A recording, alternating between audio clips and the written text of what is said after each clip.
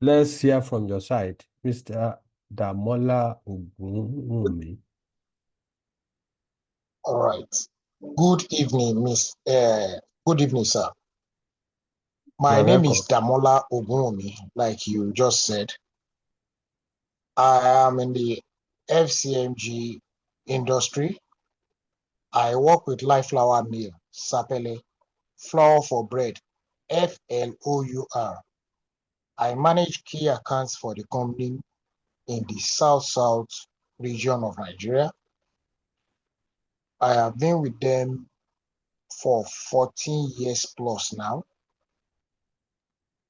And my aim for coming to this training is to unlearn, relearn, and learn new things, and add value to myself as I continue to go in the ladder of the organization as an individual and as an individual.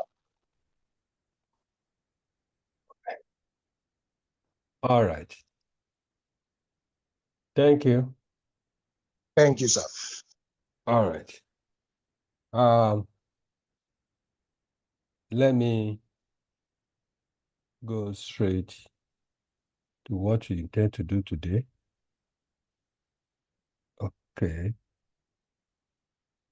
Today, what we want to actually explore is how is finance related to sales and marketing? Okay. Now,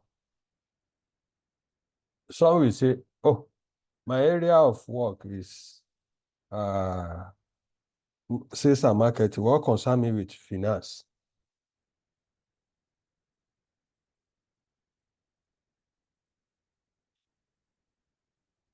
But now, today, we want to now give inroad why whoever want to grow in organization, because you didn't join organization to come in as a salesman and also go out as a salesman.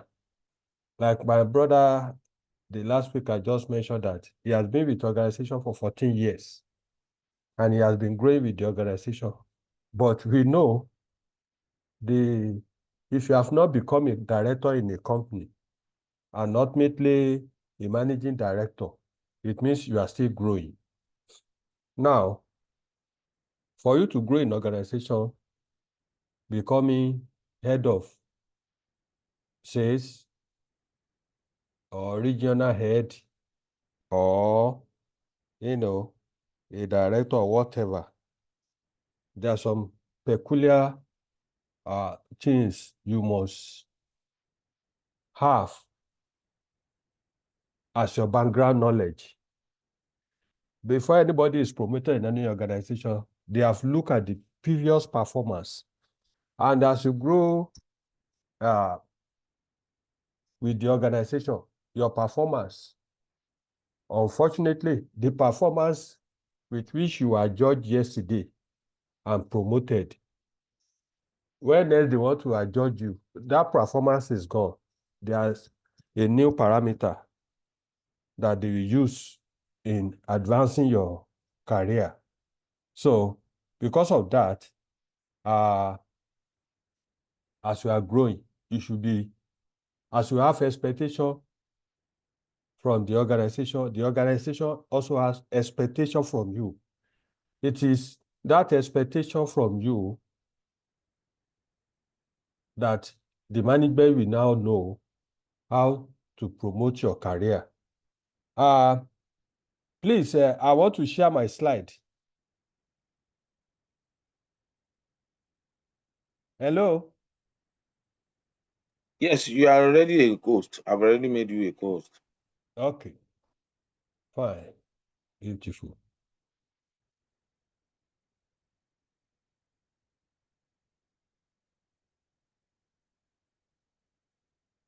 Okay. Now, this topic is how you can sell profitably Hope everybody can see my screen. Yes. Oh, good. So now in organization, you want to sell profitably, right? But you also want to grow with organization. I always inform people that when you want to grow with organization, there are some other things that are added that you may not know that is what is actually driving the organization. So we are starting now on the full menu. So there'll be a little break every 5 minutes so that you can set a rule for the house. We want participation of everybody. As it is common, no question is invalid. We have open discussion, then just help us with only one thing. Keep your mic mute. If you need to, make any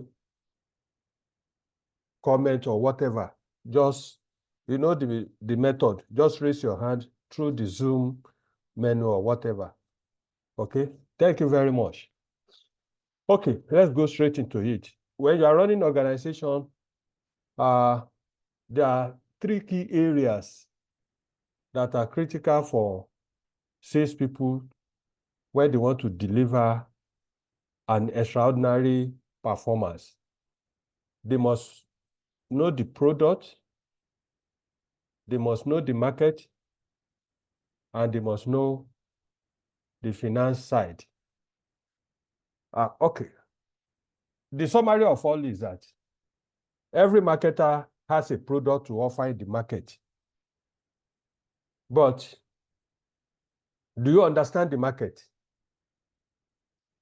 Now, what I'm saying now is the summary of every organization is doing and why, if you know your market, you know your product, you should know the finance. For instance, you have a product, you have a market, and you see that, oh, if I move into this market, I make money. But the product is not free.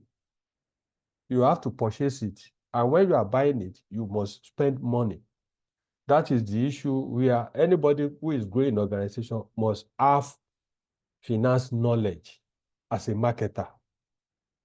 So as we go on, you will see how relevant that finance knowledge will play a greater role.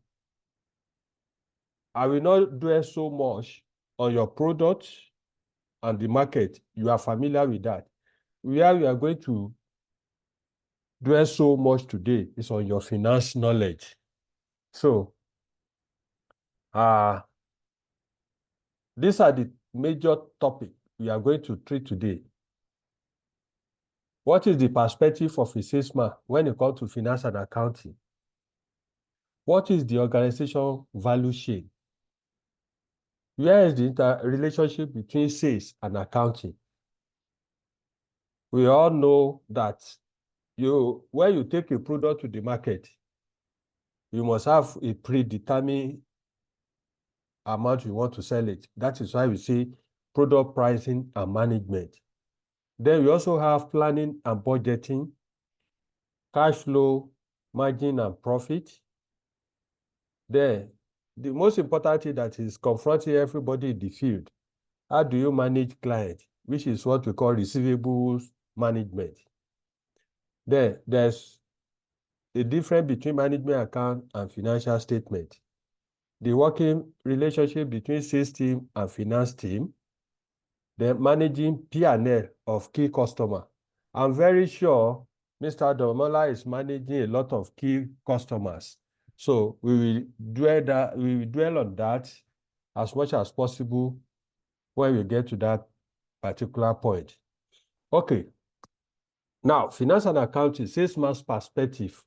To most salesmen, finance people only prepare payment, they receive money and prepare report. They do not know the part played by the finance and account. There's no doubt about that. In fixing the prices of the product and service they sell in the marketplace. most sales people, they have the product in their hand. They were informed how much the product should be sold. Except some few organizations, inputs in determining prices are never bothered about the input from the sales team.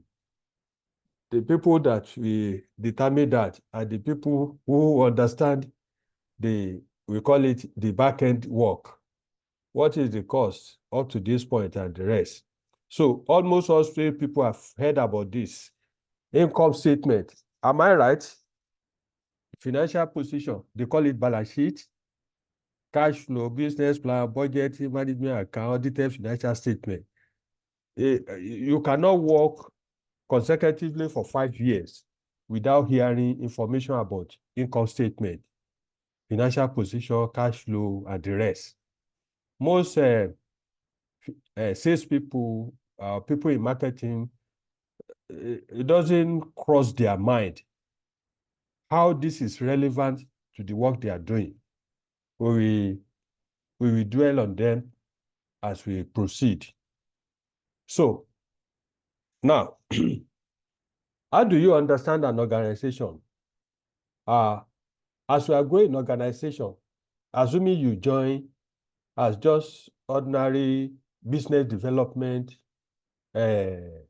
trainee, or they call them salesmen. When you join an organization, you will not have the complete knowledge of how that organization works. And let me give you a very brief way for you to understand.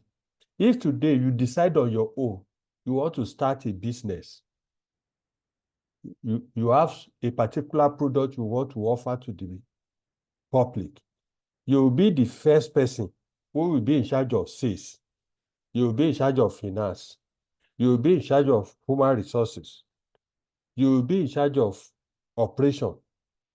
The reason is that when that company starts, it's you, the owner, that is trying to push, your product across. You are the promoter. So when you start a business, you combine all the value chain together as one. You'll be the one to go and borrow money. Maybe the product you want to sell, you have seen the market for it. You go and borrow money either from your family, from your friend. All those borrowing from friend and the rest is called, you are financing your business. So now we now say, okay, let's translate it to organization where many people are working and they have put different departments. So we now have what they call value chain. What is value chain? It is various business activity and processes involved in creating a product or performing a service.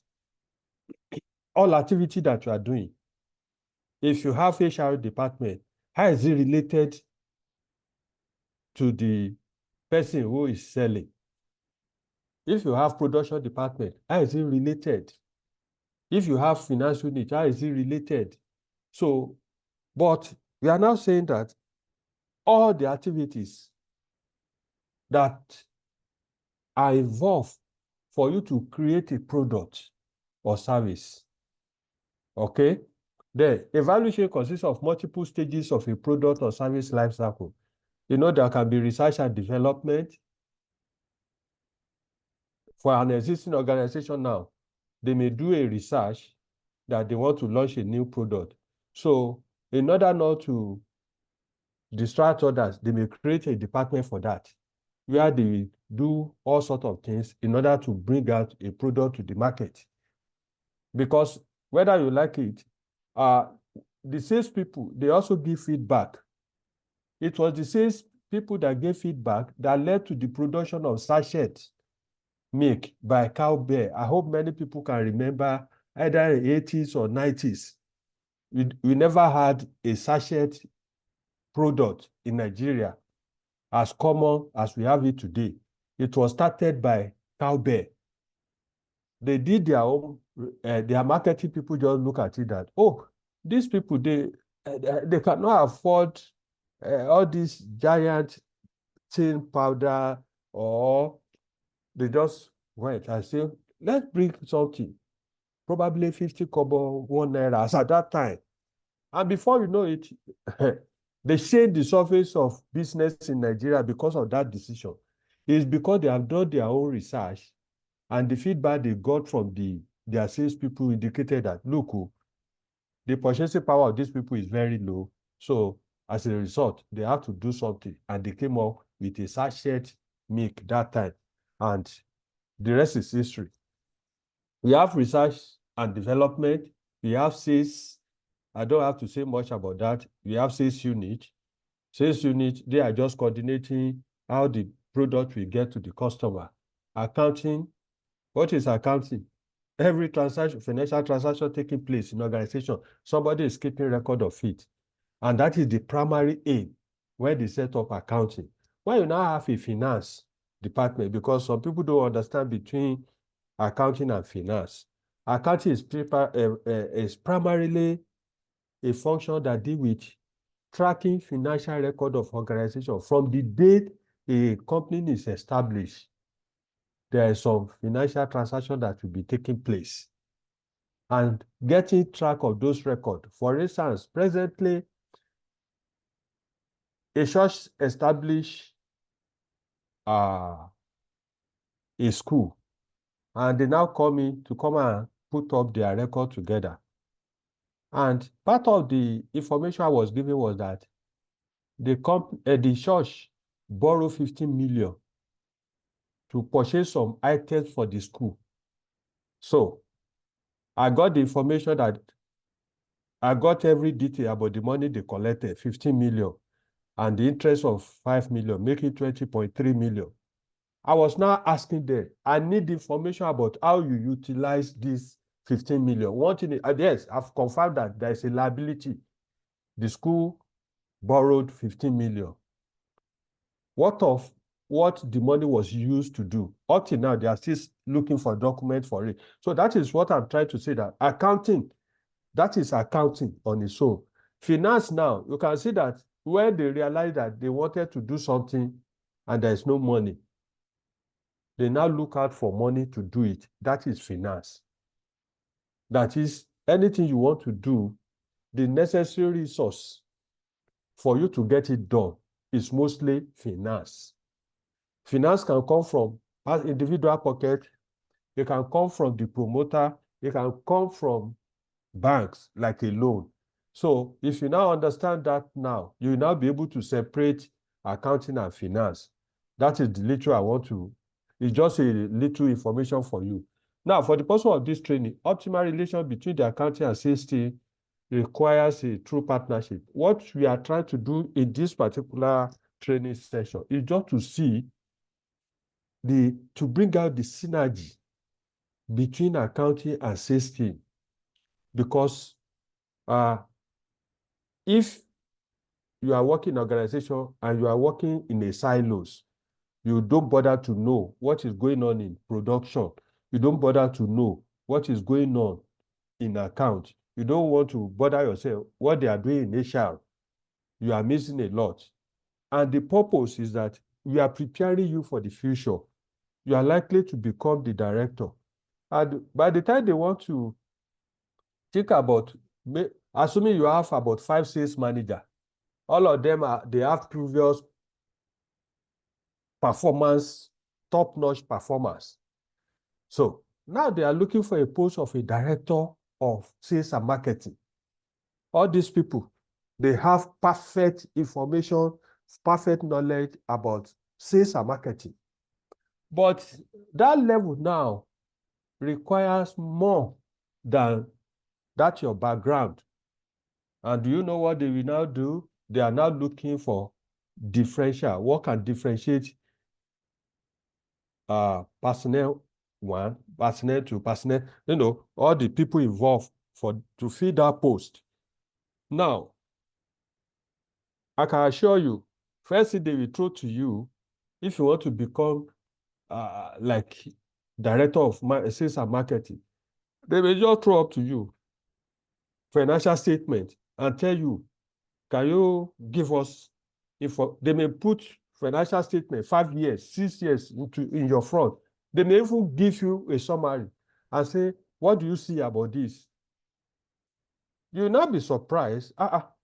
This is not a sales and marketing something now. This is purely what is my business, but I can tell you the truth. Immediately you scale that thing, the next bus stop is managing director. Because as a managing director, you are not only managing the sales team, you are managing the entire organization. So if you don't know what is going on in sales, in operations, in the factory, in your logistics, in supply chain, in human resource, you are missing a lot. So, but for the people who are conscious of the future, as you are growing the organization, you are conscious of all this, and you start learning them. What is all this? What you are learning today, by that time, you will now see the impact. Mr. Damola mentioned that he's covering probably South-South. I can tell you, they can even decide to see, let's review the performance of this place. For instance, when they set up that zone, they may probably say, we don't need an office, just travel there. At a point, they will decide, oh, no, we have to have an office. The decision to set up an office is not because of sales. They consider other variables, because they look at it that if you set up this branch in this place, all right, what is the cost implication? Can the sales they are going to make, can it justify it? For instance, now, an office is open. You require AC, you require printer, you require all those things. At a point, you will require not only official car of the sales manager, they may require another vehicle for operational need within that zone. All these things cost money. In addition to that, they may even say, no, they need a truck. They cannot continue to rely on truck so you understand all those things that they cost money. And when you now tell them you need this, what they are looking at, what is the contribution of this zone to the bottom line? Now, you are in a pharmaceutical company. Oh, you saw a product, this product will move in the market. If you can go, for instance, maybe you want to go to probably, I know we have what they call antibacterial drugs. Maybe you want to move into that area, and you now say, okay, this will move in the market. Let me tell you, they will not rush into it. Somebody at the back, which you don't know, they have done some analysis, and they will come out to say, okay, go ahead. They will come and they say, no, we don't want to move to that area. We don't want to move into that line. In 2022, there's a pharmaceutical company in Ibadan. They call us because they are really having issue. They now realize that if they establish this machine for producing capsule, it will change their fortune. But unfortunately, they borrow money before. They are yet to repay back to the bank. Meanwhile, you now saw an opportunity for you to grow. The fact of the case is that we now told them, okay, we want to go and represent them at Bank of Industry to present their case. But we now say, okay, we have to look at the previous record. Previous record is not about sales alone. They are looking at complete information, your payroll costs, and all the rest. So at the end of the day, we now have to represent it in a way that BOI will accept and release additional money. But the loan they have before, which was from another bank, we have to incorporate it into the cash flow so that they'll be able to pay back. Now, you can see that having a good product is one thing, getting a finance for it is another issue. So, as a salesman, you should know that as you are growing an organization, not that you are you are doing amebo. Let me put it that way. I hope, Mr. Namdi, you understand what I mean by that. Not that you are peeping your head to others. No, you are preparing yourself for what is going to happen in the future. And what is that? You have seen your future that, yes, I'm comfortable with it, with this organization. I'm a salesman. Let me tell you, as a salesman in a pharmaceutical company, you must know what is going on in production. What is the issue of safety in production floor? How are we getting finance? Are we really selling this product at a profit? But before they just give you product, what they are mentioning, how they measure your performance mostly is about the volume you are able to sell. But now, that volume must translate to, don't go and sell. At the end of the day, the company is making a loss. So you have to sell profitably. And you can only sell profitably if you understand the financial metrics surrounding your product. And that is why you must know about complete organization, and that is what value chain is all about. So now, see how the value chain is all about. We have some primary activities, and we have what we call support activities. If you look at the diagram very well, you will see infrastructure, human resource, technology, procurement. Now, normally, there is something we call in business, we say backend. And, those people facing the front, we call them the front-end people. The sales people are part of the front. They are the one that interchange with the public. But the people who are doing some certain things, they call them the people in support services in organization. They are the one that you cannot actually attribute what they are doing, but without their existence, the organization cannot function. You call them backend. So on the other hand, we call it support activities. So everything you do is towards creating value for the system. Logistics, so operation, outbound logistics, marketing and sales, and services. For instance, let me pick about a pharmaceutical company. You know that they are buying raw material. When they buy raw material, they move it to production floor. Everything is done. Then there's also, before a good move to the marketing and sales, it has passed through a lot before it gets to you. So if you are now growing an organization, you must be conscious that, it's not when I get the product that matters, but all the processes that lead to my getting the product. And when you also get the product, what happened after that? That is what we are going to go into this evening. So in this slide, which I've already explained before, is that what it says, what is accounting.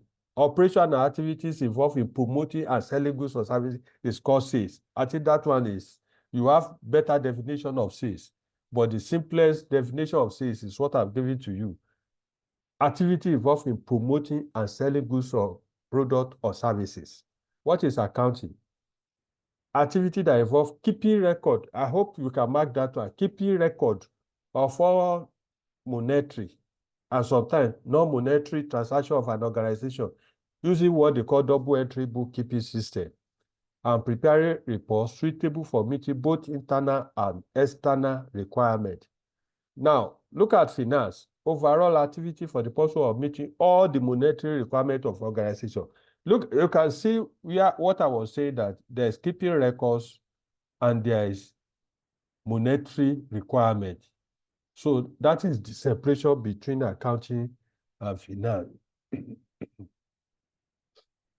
So what are the roles of accounting and finance department? These are the roles.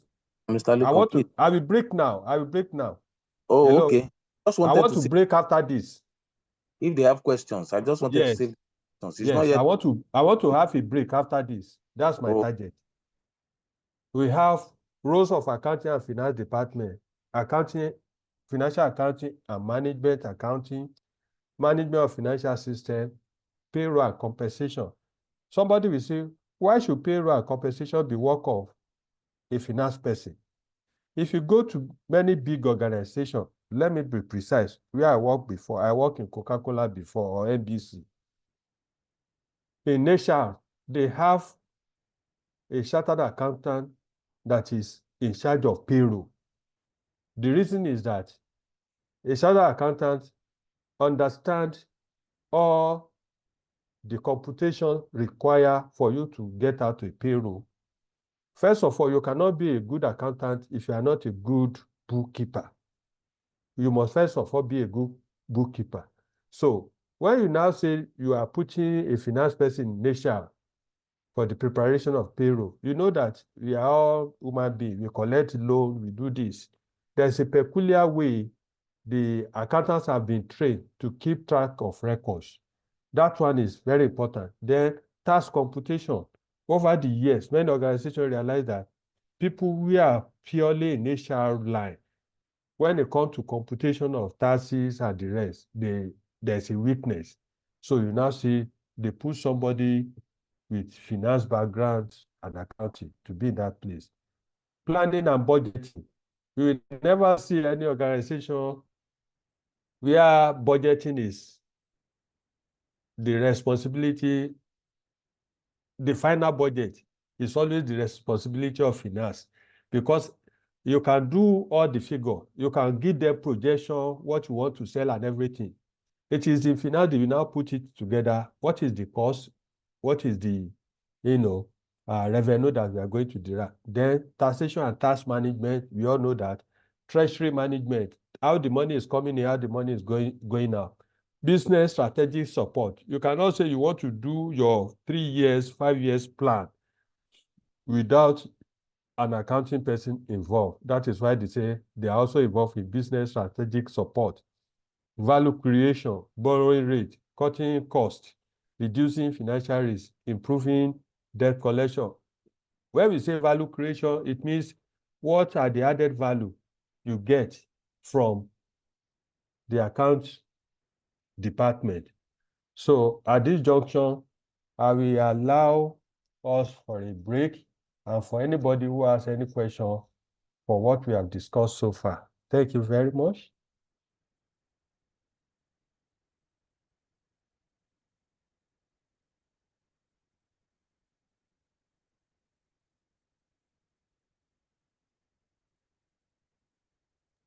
I'm expecting questions from the participants. Well, mine is not a question. It's just maybe, at least basically what I've pieced together is we should be able to appreciate the value of the finance department in relation to what we do in sales and marketing. Good. There's always a correlation. It broadens you, especially in terms of career development, prospects. The knowledge you have is not wasted. And you've given us an assignment to intentionally try to know, make it a responsibility to try to know, and not say it's not my department. Because no knowledge is lost. It gives a broader perspective and you become more valuable. And then you kept talking about value chain. I think that's one of the key phrases, value chain. And appreciation of value chain is basically what can help you know the interconnectedness of all the activities we are doing. And the main thing is that teamwork is supposed to ensure profitability.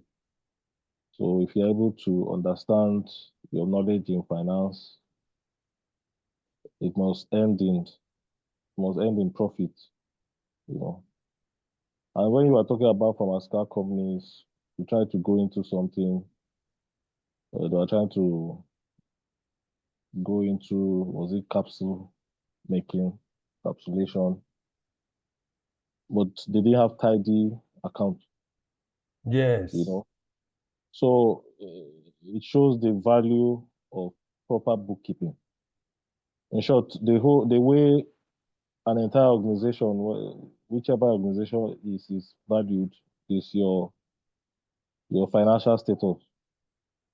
You know, if you are Exactly. running in the red, you hear what's happening in America now when they say declare bankruptcy, you know, insolvency and all those things. You can lose your business because of how you've mismanaged your finances. So it's paramount you have a peculiar understanding of the interconnectedness or of how what you are doing and your financial health will keep you in that business or take that job out of your hands.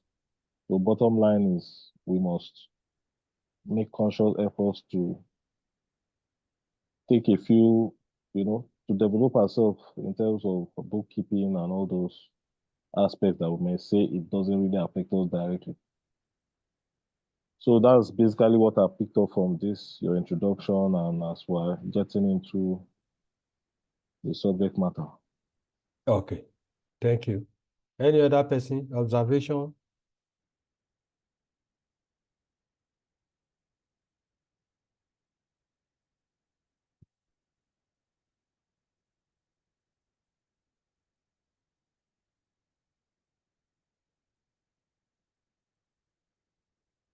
If there is no question and no observation, I will request whether we can go ahead.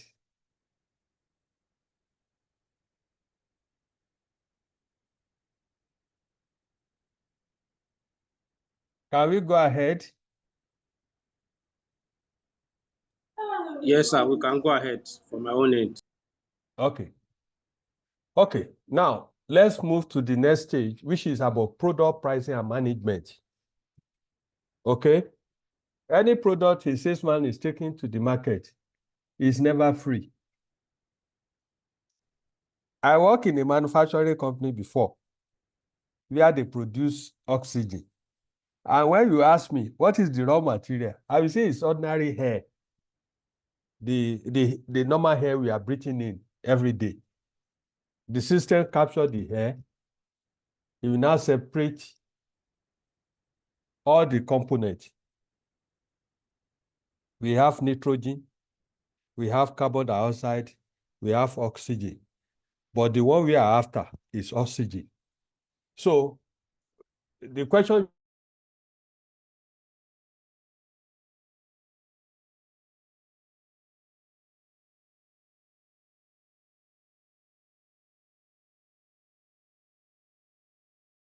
to extract the hair must be possible. After you extract, we fill that extraction in the tank. Then we do the separation. The one we need, we pump it to another tank.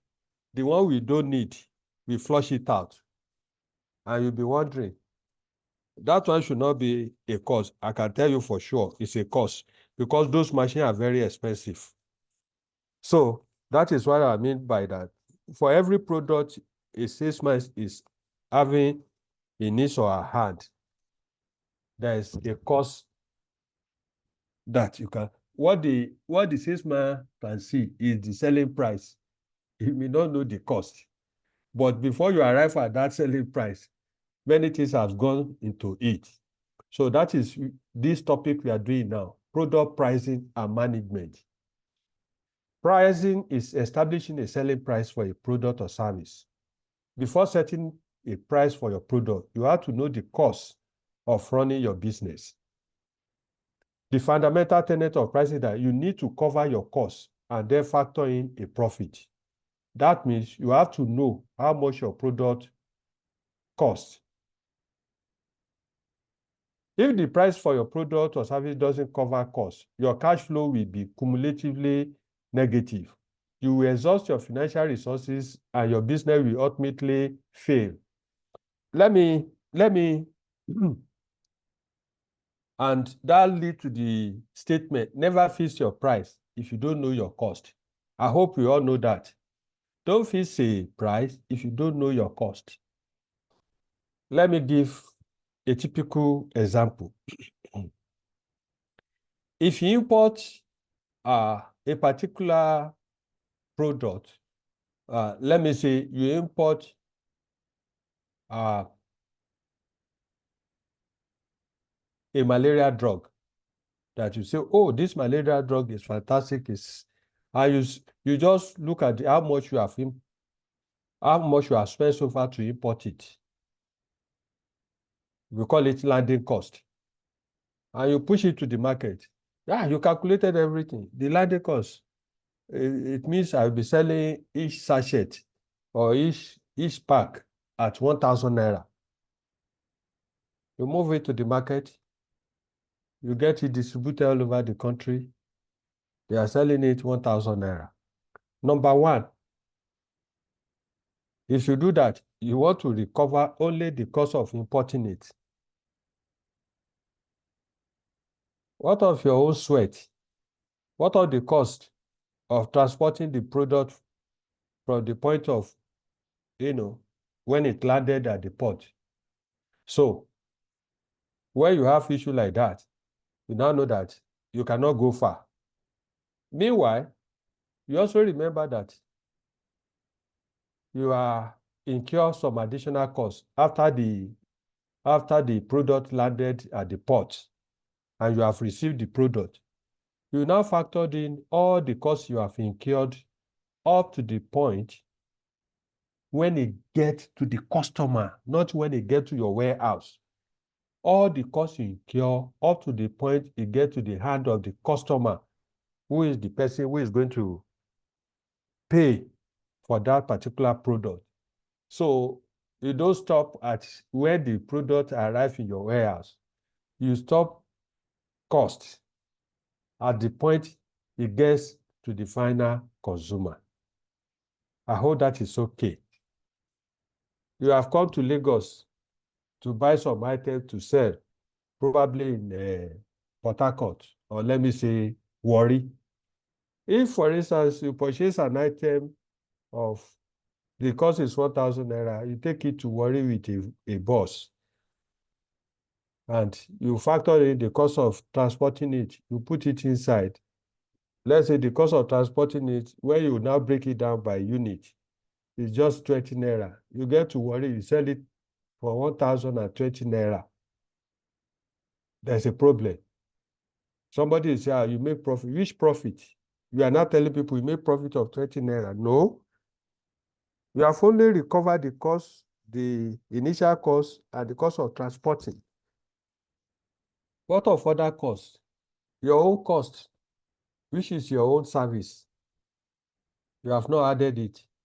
You transport yourself from Lagos, from probably Warri to Lagos. You incur cost for that, and you only factor the transport. What of you? And that is why they say when you set up a business, initially you will not be paying yourself.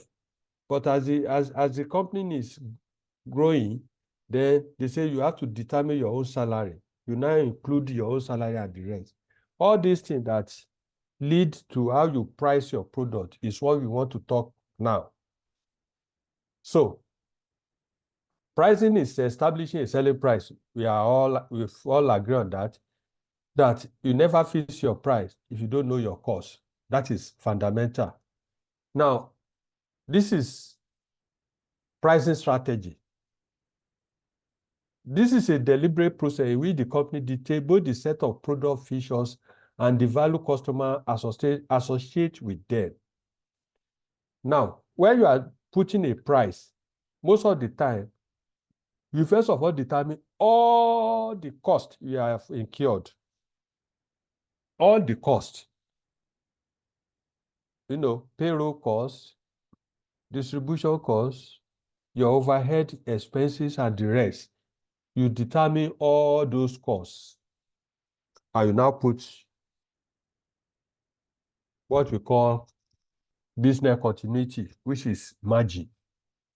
We now call that one cost plus. Then there's another approach. The cost plus is what is common everywhere. There's another one they call value-based pricing approach. And the typical way we look at value-based pricing approach,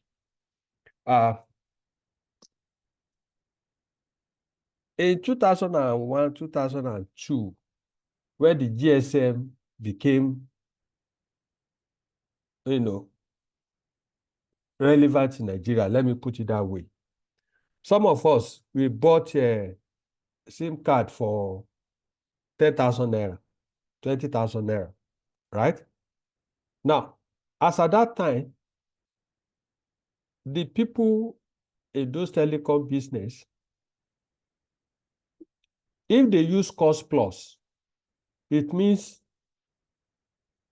they will fix a very small amount, which has happened today. But as at that time, everybody was looking up to, to own a telephone and that. So they are now looking at it that value based in pricing is that we know our cost, but we will fix our price based on the value the customer attached to that product.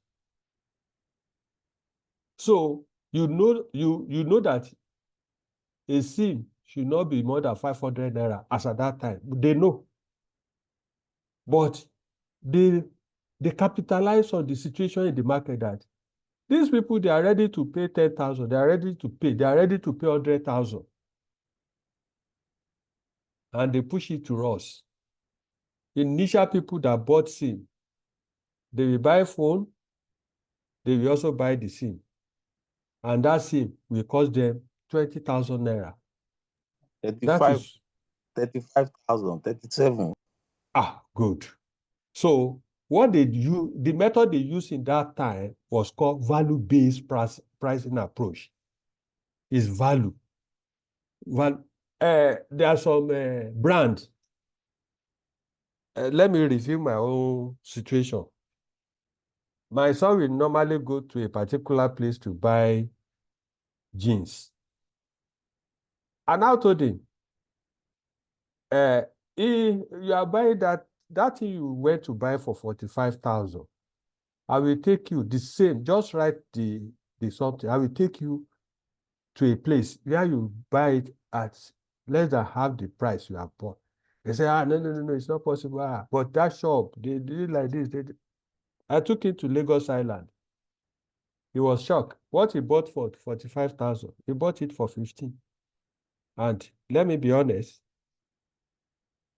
yes, the location matters because where he went to buy, they know that the people are living in that place, they can afford that price.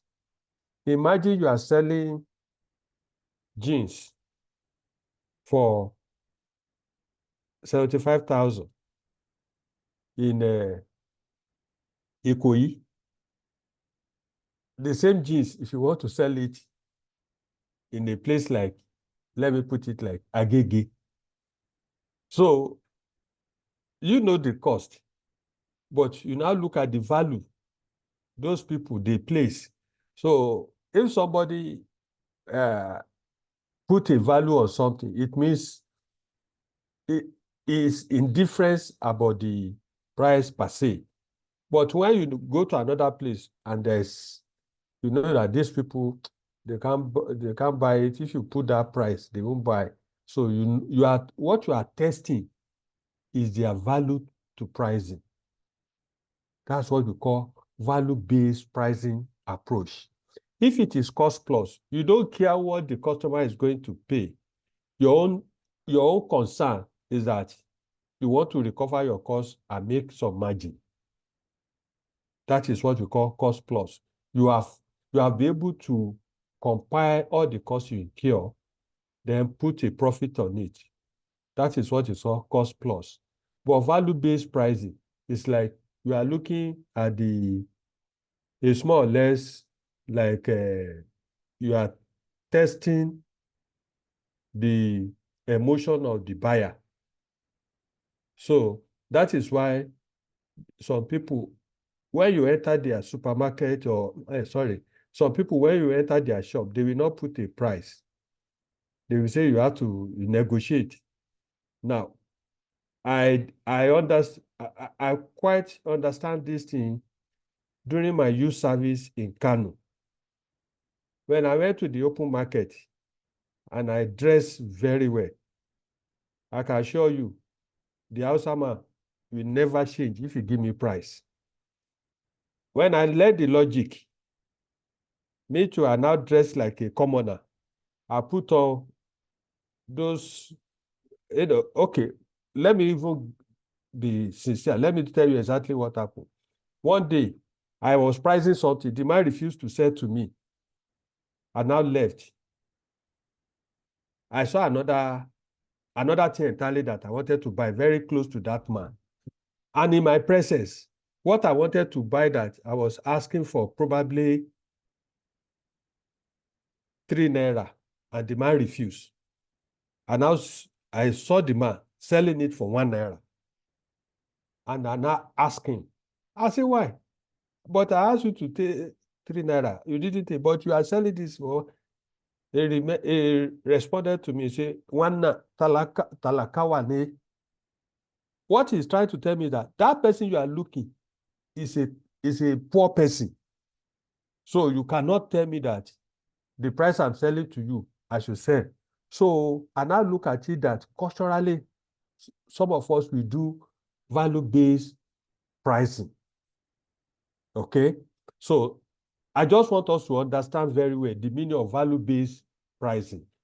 Different. But what is universal is cost plus. Let's leave that one now. Before using the value-based method, you must first of all establish what is your cost. This is where collaboration between sales unit and finance is critically needed. Value-based method is never in isolation of cost of product. That is, if we want to use value-based, that does not mean you will ignore your cost. Okay? You know it, but because you want to play on the emotion of people, that's why there are some cases where you go to the open market.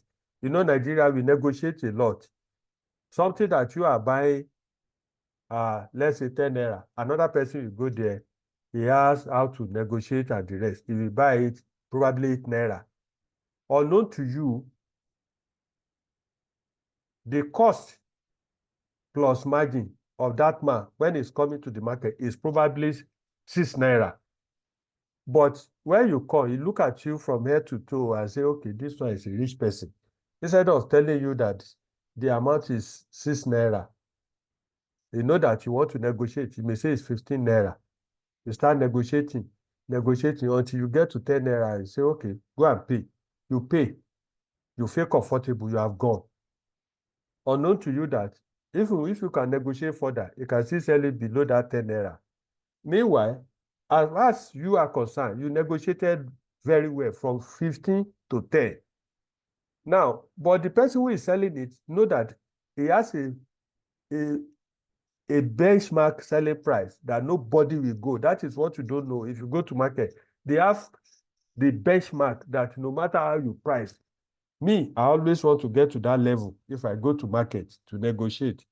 So that is what you have before you use value-based methodology, don't use it in isolation of the cost of product, okay? Which is all the costs up to the point of getting it to the customer. The major determinant of pricing decision is cost. That is what we mean by you don't fix a price without knowing the cost. For any profitable venture, the product or service must recover all the costs incurred in the course of the business activity. This is the reason behind the understanding cost before you go into pricing. I hope everybody will understand now. We are talking about pricing, but now we are going to cost. The reason is that understanding cost is very, very important before you price. What is a cost? It's a measurement in monetary terms of the amount of used for the purpose of production of goods or services. Manufacturing or production of goods or rendering service involve consumption of resources. If I buy a product and I'm distributing from home, and I ask my daughter or my son, let's say I'm living in Agege and the person who wants to buy is living in Ikorodu. Now, go and deliver this thing to this person. My son, you know this person? Yes. I know. You know how to go there? Yes. You give the person transport money to go and deliver it. Now, the resources you have used for the production of goods or services, the money you have used money is a resource. You have used it for transportation, for the purpose of what? Delivery your product to a location. Just interpret it that way. So you are measuring it in monetary terms of resources. What is the resources? If you tell somebody transport expenses, you have to convert it into a monetary term. And that is what you say, okay, transport cost. How much? In monetary terms. You convert it to monetary terms. Used for the purpose of production of goods or service.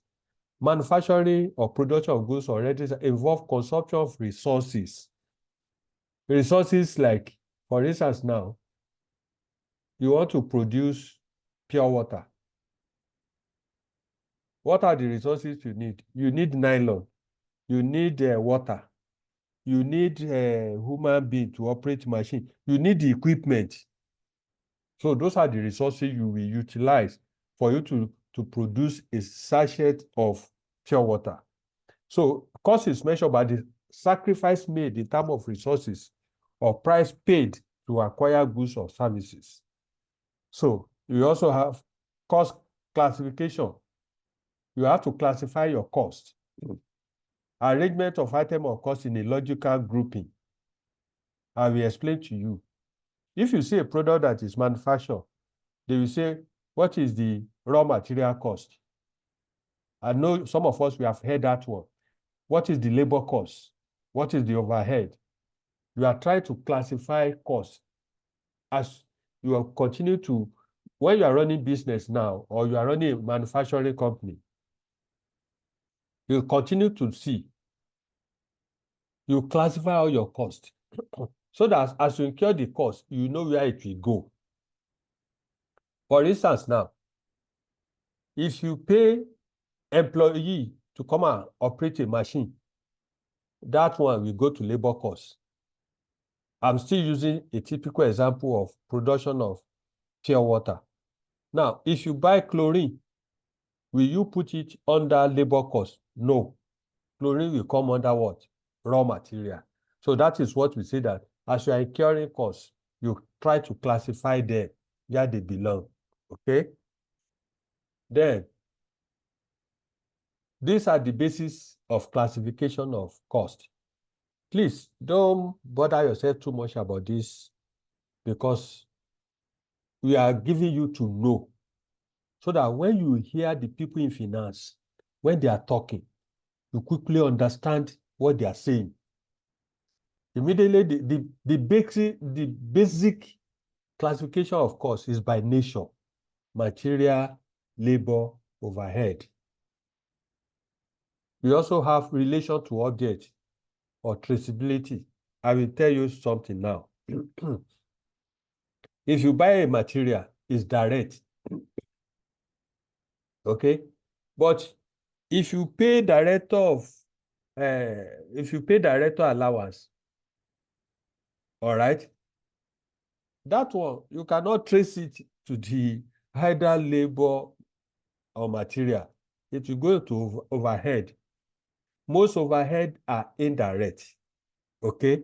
So you classify them that these costs are incurred is either direct or indirect. Their functions. You know, there are some costs, they are attributable to a department. When you hear functions, we are talking about department. That is what they mean. You now hear that, oh, it's a research and development cost. Oh, it's a production cost. Oh, it's a distribution cost. It's a finance cost. So for this, those are other classification of cost. But know them and know the purpose, that when you see anything in organization, as you write in organization, you will see that all these things will be coming up. You are the director of sales and marketing now. you are having C-class meeting, which we call ESCO meeting. At the ESCO meeting, all these things will be cropping up, and immediately you know them. You can see any management account they prepare for you, and you can easily say, no, this is not correct. When you get to that level that you see management account and you start pointing finger that, your bank charges, I saw bank charges. I saw it under material cost. How come? I cannot relate. You are talking confidently that I don't understand why bank charges should come under material cost. Somebody will know that this man is as if he knows something. They will now tell you story. Either they made a mistake or it's a bank charges they incur while importing the product and they want it to go. And you now say, nah, you shouldn't have put it in material cost. You should have put it in overhead. People will know that, oh, this man actually has understanding. That is what will now separate you from other departmental head at that ESCO meeting. That somebody who is in sales and marketing is even making some correction and making some observation. That is, but if you don't know, you will just sit down like every other person and they will just shun out something to you. You cannot question, you cannot query them. The situation is that as you are growing in organization, when as a sales and marketing people, you should be able to see when they present management account to you, you'll be able to query some aspect of it. Then you have behavior. Oh, it's a fixed cost. It's a variable cost. We are not going into details of all this, but just have it at the back of your mind. What they call cost classification. So that you don't hear tomorrow, oh, I've never heard of this. But you can go on your own, read more into all this, and you will enjoy them. They are very, very simple and straightforward. Then production process. Oh, it's a joint cost. It's an operating cost. It's a process cost. It's a batch cost. Okay? So just know all this line of class. Then time period. Time period is like, if you pay salary is for number of work. There are some work you do that is measured by time. Historical, they look at the history. That is by time before they come about that cost. Standard costing, you just decide that this is what we use in this our costing method because it's simple, it's straightforward. Before you arrive at the standard cost, you have considered many things. The historical cost. Oh, we have plotted a graph from all indication. This is the historical cost. Okay, we will use that one. You are now using time period to determine your cost. Okay, so just know all this one. You can read them in any, even ordinary, if you go to your internet, Google them, you see them. So we also have variable cost, a cost that is changing as the quantity is changing. They call it variable cost. Fixed cost. For instance, now, the salary of managing director in a year is fixed. Your salary is also fixed. Except people working in production, where their labor is captured by number of hours they work. We have other people that they collect same salary. For instance, now, the production manager, he has a fixed salary, but he has people who are earning wages based on the number of hours they work. So for his own, it is fixed. If they produce 10,000 products, the salary is the same. If they produce 50,000 products in a month, it's still the same. We now say that one is fixed. I hope that explanation is clear. Then we have some semi-variable costs. Don't bother yourself with all this. Just go and read them. Semi-variable, they have the attitude, of fixed and variable. And I can give a practical example. If you are transporting material from Lagos to Warri. You hire a vehicle. The vehicle can take 20,000. But what you want to carry is just 19,500. The amount you pay for 19,500 and the one you pay for 20,000 is still fixed. All right. Now, because that vehicle can take only 20,000 quantity, if you now increase that, oh, we are transporting 25,000, you know it is fixed.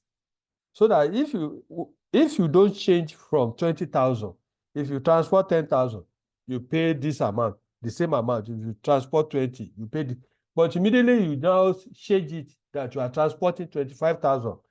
This vehicle cannot take more than 20,000. What happens is that the initial fixed cost has now varied because at a particular point in time, the quantity has changed. So that if you are transporting between 1 to 20,000, it is fixed. But immediately it's above that, it becomes vary. You know, the cost will change because ab initio, the truck cannot carry more than 20,000. That is how you can understand semi-variable cost. They contain both fixed and variable elements. They are partly affected by fluctuation in the level of activity. You can see activity means from you are moving 19,000, 18,000, 15,000, maximum 20,000. Activity now change to 25,000. Something that has been fixed before is now become variable because you have moved outside a particular boundary. Marginal cost, you also have marginal cost. If, because we want to do extra unit, the extra cost you incur for doing extra unit, like the one of variable cost, there's marginal cost as well. That is, if you do above this, that additional cost is called marginal cost. It's another form of what we call variable cost. Okay. We now move to planning and budgeting now. And after this, you can rest if you have questions to ask. What is budgeting? Planning provides a framework for a business financial objectives. Budget is a quantified expectation of what a company hopes to achieve for any given period of time. Most salespeople, they are driven by volume. When they give you a target, they will just tell you, you have to sell so quantity. All right? They will give it to you. For instance, they ask you to that, Mr. A, in the next coming year, this year you sold 50,000 units. We want you to increase it by 50%. You have to sell 100,000 units in 2026. We all know that the 50,000 units you are able to make in the previous year, you didn't achieve it in a day. You achieve it over a period of time. Now, when they are now doing budgeting now, the input they need from you is, how are you going to sell this 100,000 units over a period of 12 calendar months? That is planning for you. They cannot achieve budgeting without the input from you. But you have to know what is going on as you are rising up in the organization. So at the planning stage, most of the thing you see is volume. But when they now come to budgeting proper, it's like you are now adding flesh to all the volume you have discussed about. So budget is quantified expectation of what a company hopes to achieve for any given period of time. Mostly, they can give you expectation for 3 months, which is quarter. They can give you 6 months. They can give you 1 year. But in addition, immediately they now say, okay, it's more than 1 year. Then they are going to more of strategic. they want to see their future. They start planning what is going to be in the next 3 years, what is going to be in the next 5 years. So now, to a salesman, what they have is volume. But when you are preparing budget, it's more than volume. You are dealing with volume, but budget is dealing with both volume and value. So budgeting details how plan will be carried out month to month and cover items such as revenue, expenses, potential cash flow, and debt reduction. Forecasts an estimate of how much will be sold over the period of time. When you do forecasts, most of them are in figures of volume. When you are forecasting, they are mostly in volume. So, but when you now bring it together for your planning purpose to prepare budget, you now see that they are now adding value. So that you have projected you are going to sell 100,000 quantity. In budgeting, they will now look at it. How much will be the cost? How much will be the revenue? But to you, you only know that you are selling 100,000 units. But to the people who are doing budget, because of what you want to achieve, they look at the resources they have to commit and the expected value that will come with it. I hope that is clear to understand budgeting. A sales budget is to plan for forecasts and optimal utilization of resources for a given period of time. In an elementary form, a forecast or budget determines your total expected sales revenue during a specified period. This is achieved by multiplying the, get that one, number of units expected to be sold by the selling price. But it is much more than that, which I've explained earlier. Budget can be simple as above, but it is much more complex, because when they are doing budgeting, you are planning everything together, the production people, so that if they don't produce, there's no way you can meet your expected target. If they don't provide trucks to move goods around, there's no way you can meet your target. So you are thinking of your target, they are thinking, to meet this target, we have to go to production. How do you schedule your production that what they want to deliver in January, February, March, this person can deliver seamlessly? So they look at your production, they now move to the logistics people who are taking the goods around. Are we going to contract it out to somebody to transport for us, or we recruit, we buy truck and distribute ourselves? All those decisions will be taken during budgeting process. They will now look at the cost implication. So you may not know how difficult this is done until you are involved in it. It's very, very complex, because I was formerly in planning and budgeting unit, planning, budgeting, and reporting in Coca-Cola, and I know what is very complex. From as far back as July, we start preparing budget for the following year. It's as complex as that. And when you are doing budget for most organizations, you see that many variables will be coming to play. That you have what you know they have achieved, they have signed agreement with you, your target. When you now come to budgeting, you now see a lot of work, because the HR will submit their report, the number of personnel. The person in production will give information. For you to achieve this target, we have to buy this equipment, we have to do this. So all those have to be incorporated. So it's a big brain tasking exercise.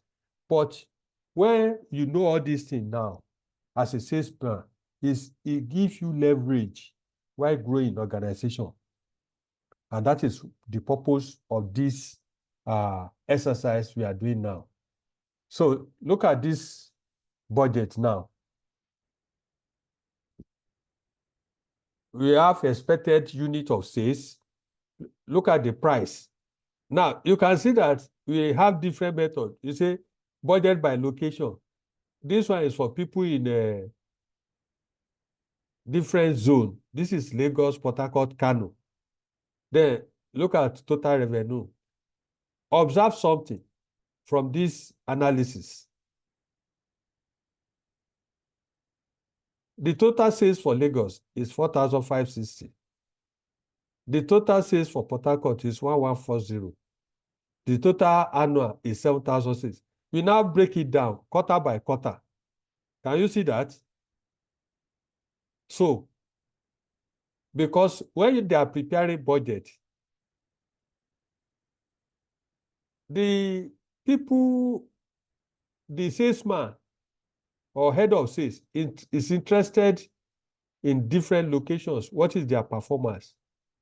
But the MD may be looking at it from the point of view of, I also want it by quarter. What is my expected budget for the quarter? Because while they are monitoring your performance by location, another person is monitoring performance by each quarter, so that if what I'm expected to do in quarter one, I'm not able to meet, can I achieve the carryover in quarter two? So everybody is on their toes, struggling. But at the end of the day, look at the annual budget. It's still 7.6. But one is reported by location, one is reported by quarter. I hope that is very clear. These are the basic planning process, planning and budgeting. You first of all select a period for the budget. You gather sale prices. You pull sales, historical sales data. You look at the industry benchmark.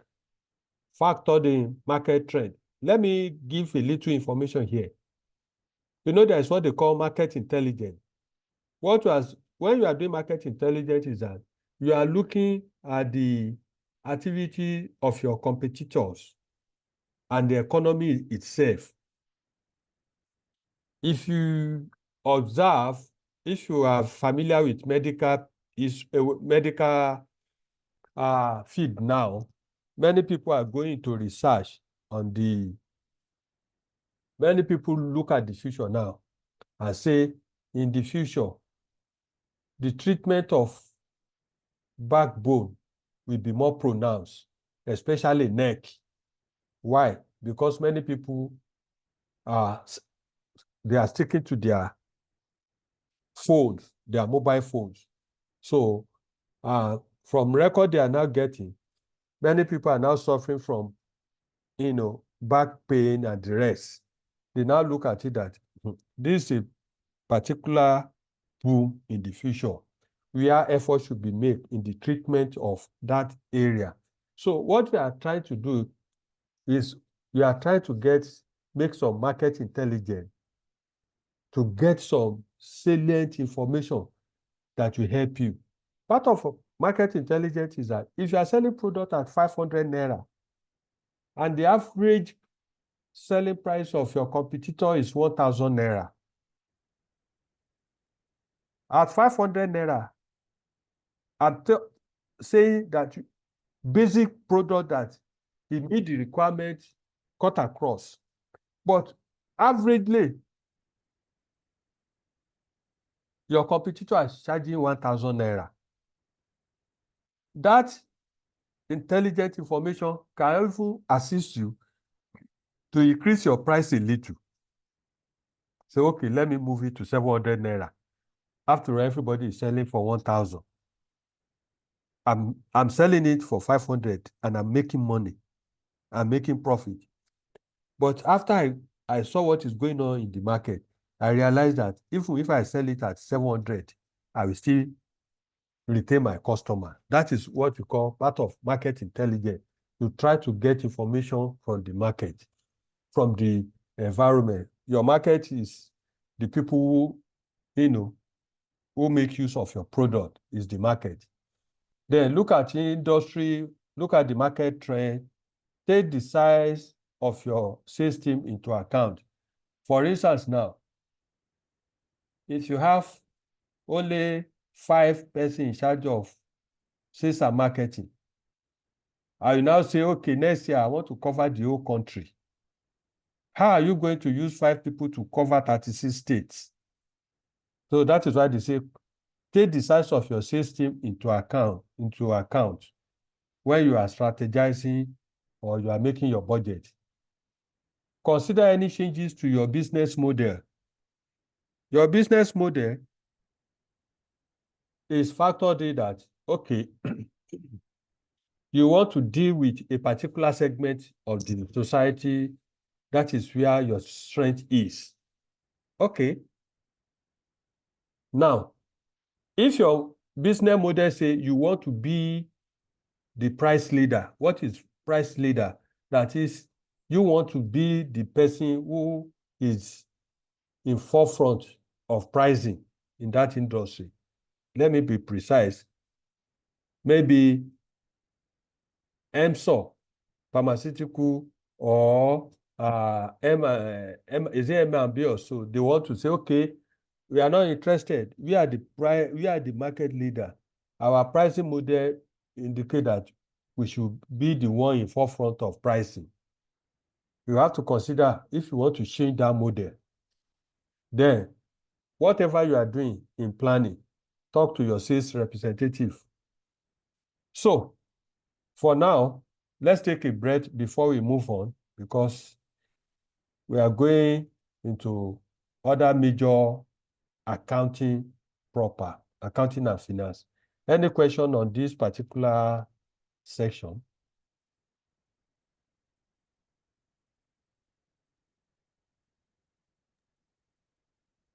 So Hello? I guess the participants are enjoying the class, but just to have an idea, how much time do we have to the end of the class? Because My I just own is, mm, we plan 5 to 7, right? yes. But because we were a bit late, I'm looking that we just do it if the participant will allow, so that we close by 5:30. Okay. I think Is it that's fine. okay? 5:30, that's 6:30. Oh, 7:30, or is that what you mean? 7:30. Yes.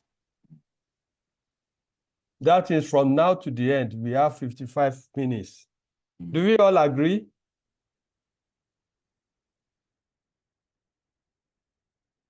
No feedback? At my end, I'm agree, sir.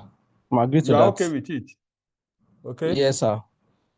Any comment on this last session? Any comment, any observation? I just have a feedback. I think these are just things that my boss used to tell me in the office, and I see it in an elaborate way today, because I just Okay. look at that. So, which it just actually give me an idea that, okay, by next year, as we have a projection of, okay, how many devices are we going to sell? Then what should be our budget? So how many states can we cover? Just give me a wide knowledge, that, okay, the operation for this year should not be the same thing how we are going to operate next year if we really want the company Exactly. to big. And the time of budgeting and planning together, I think is something that I appreciate more. So which Okay. I've already have it that, okay, I need to start working ahead of next year. So that will copy the Okay. idea of next year plan start from June. Thank you so Okay. much, sir. Thank you. Another thing I want to let you know, we have some people who are so ambitious salesman. They call them ambitious salesman in another place. What happened is that they are selling this year now, let's say 50,000. They now tell the company, with what I've seen in the market, I can sell 150,000. Now, the question is this. When they are saying that, they didn't bother themselves that what is the capacity. Probably the capacity of the company is 120,000 or probably 90,000. And you want to move from 50,000 to. So when you even submit your report, there is what they call the cascade. They let it fit. So in some cases, they okay, we can shift it. They will now look at whether they have to expand the factory. So I just have to ship in that one. Anyway, any other one?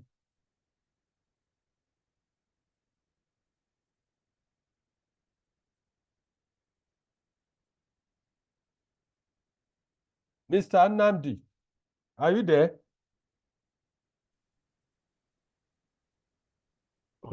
Network logged me out. So I just got in again. But before I was off, at least I could see categorizations of costing, a lot of things you were talking. I followed to an extent before I tried putting on my phone. I just joined when you were asking about the timing that we should close by 7:30. So Are you comfortable hopefully, closing by extending to 7:30? it's okay. Hopefully, I believe we normally have a video since it's being recorded, so I can always still recap. But it's an Okay. interesting topic, and So were you with us when we were doing cost classification? yes, Okay. So you miss you were not part of product pricing and management? no, Okay. It's very simple.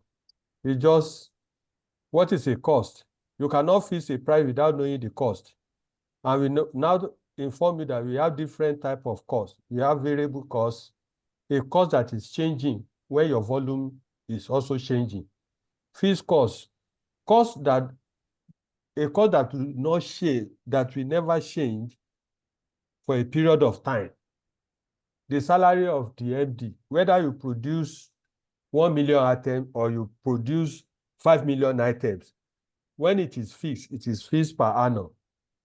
You also mentioned semi-variable, and I gave a practical example with a truck. We can carry 20,000 maximum, but you are only using it to carry 10,000, 15,000. So the day you now exceed that one, so before it's fixed, it's now semi-variable because the cost of getting 25,000 units, you cannot use the same truck again. That is how I explain that. Then I also mentioned about planning and budgeting, the budget process, where I explain that for next year now, some people will start planning what the company will be able to sell next year. And the salespeople are more interested in the volume, what they are giving as target, the quantity they are expected to sell. Okay. Then I gave up this particular diagram, budget by location, budget by period. The interesting thing is that when you add the two, when you add them together, the aggregate is the same, either by location or by quarter. And I ended up with what are the budgeting basic steps. So any other thing? Can we proceed? yes, All right. Sir, I Thank you want to very ask a much. question. Sorry, Go please. ahead. Does Go ahead. does the budgeting cover the marketing? Exactly. You cover. Okay. So now the question I have is that if you are planning for next year and okay, this is the budget we're having for marketing. So the marketing, we are taking the money from the money that we're expecting for that year, or the previous sales that we had last year is where we are going to take it, or the budget is that okay, what we are going to sell this year, from what we are going to sell, we are going to spend this amount of money for the equivalent of 6 months, or how does it work, sir? I just need a little All right. bit clarity in that aspect. Okay. Okay. Most budgeting, they are mostly historical. They look at your previous performance. All right. And they now say, okay, this is based on what has happened in the past. This is what you now, when you now say you want to budget. If, for instance, in the previous year, you make a total sales of 10,000 units. All right. Let me say the marketing cost.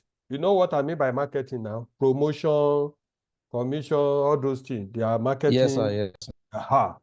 So if during that year you sold 10,000 units, your total marketing expense was, let's say, 500,000. Now, somebody will break down that 500,000 All right. When you now say you want to go to next year, you want to sell, you sold 10,000 this year. Next year, you want to sell probably 15,000. They will now look at it. They will break down your marketing expenses in the previous, because that is the only guide they have. Now, you are going to submit some information about what will trigger this extra volume from 10,000 to 15,000. I'm going to do this. I'm going to do this. Now, if those things you are going to do is in addition to what you have been doing, that means you are using historical method. But if all those things you want to do have nothing to do with what you have done in the past, they call that one zero base. Are you getting what I'm saying? It's called zero base. It has nothing to do with the past. That is, you are preparing your budget based on your expectation that is not basically the historical record. They call that one zero-based budgeting. Don't bring anything. We want expected relevant expense. That is what separates historical cost budgeting from what they call zero.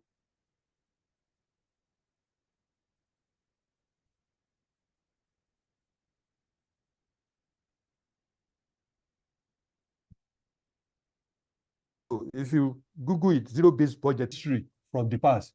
When they are doing budgeting, you will now, because if you submit your budget that you want to achieve so something, they know the implication in the company, because your budget may come with some additional cost, material to achieve it.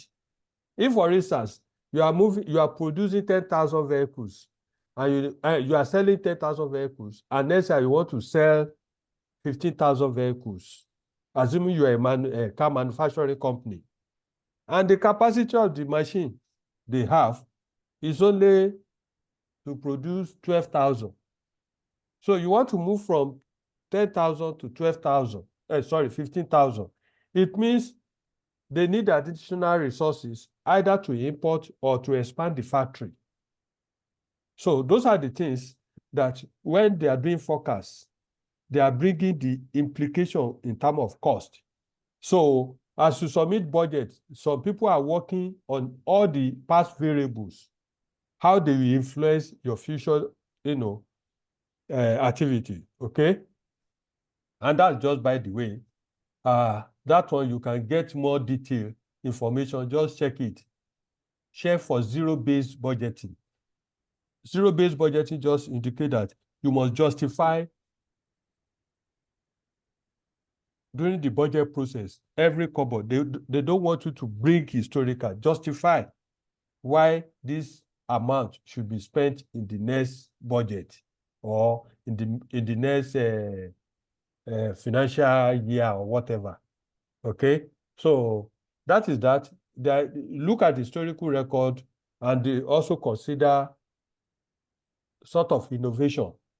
If, for instance, the company has not been on social media, they have to go and get information that, okay, if we pursue our marketing strategy through the social media, how much will it cost us? We have never done it before, but that is what will trigger this. My target of 10,000 vehicles, I want to move to selling 15,000 vehicles.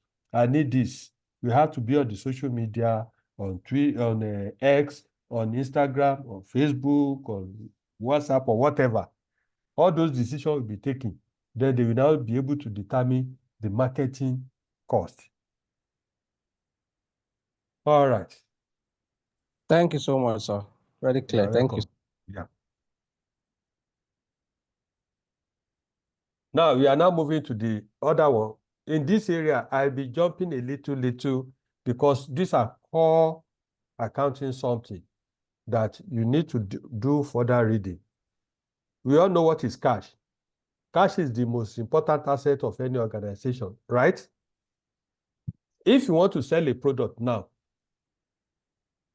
and you need to buy that product from somebody. If you have other people who are trying to buy and sell that same product, guess what? If you go to the seller, I will say, please, I'm buying this thing. I will pay you next week. And another person comes and say, I want to buy this product. I will pay you immediately with cash.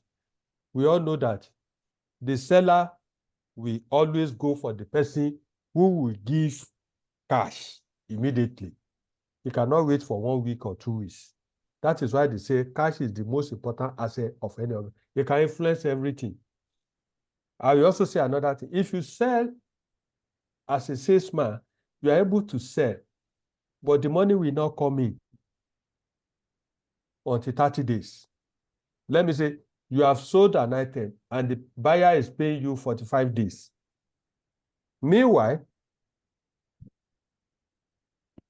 the day you are taking that decision now, you are forgetting that salary should be paid within 30 days, at the end of 30 days.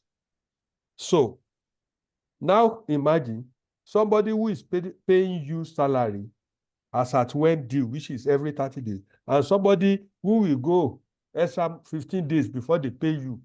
And you now know that, oh, the decision that you take as a salesman is affecting the cash of the company.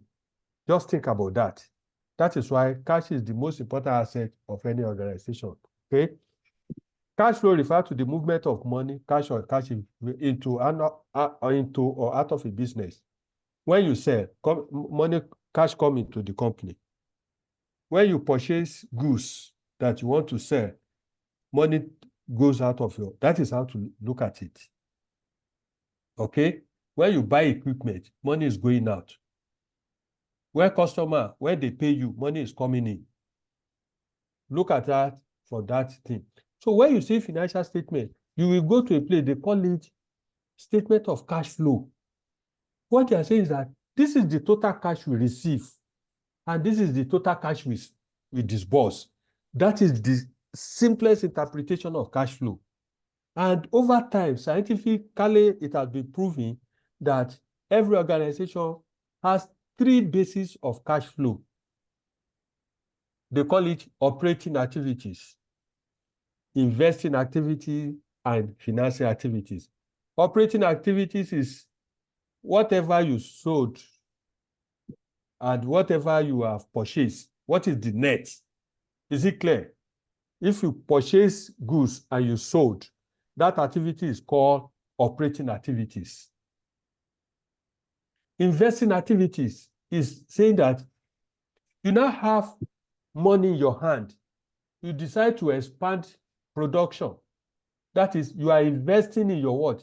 Fixed asset. Or you see opportunity in the market. You say, oh, the extra money we have in this year, let me invest it in shares. Oh, let me invest. This company has made money. Let's go and buy a landed property. That activity is called investing activities. Then there's another one called financing activities. It means if during the course of the year, you don't have enough cash, all right, but you wanted to buy some equipment, you don't have money internally. If you go and borrow money to do it, it's called financing activities. For instance, now, if you decide to, okay, you know what, let's sell share of the company.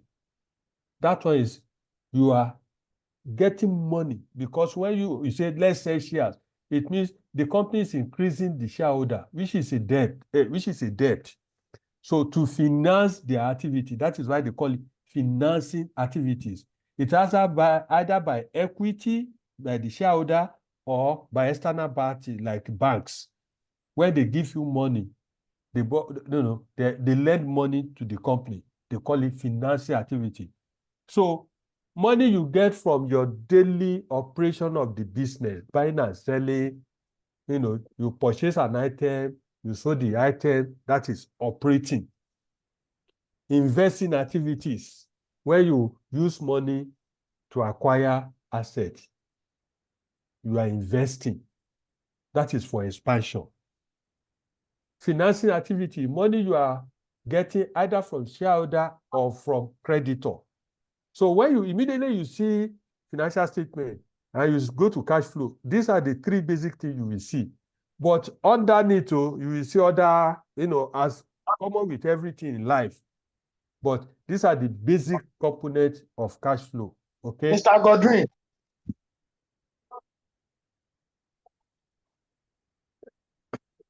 Okay. I use this page to explain where a supermarket, cash flow, margin, and profit.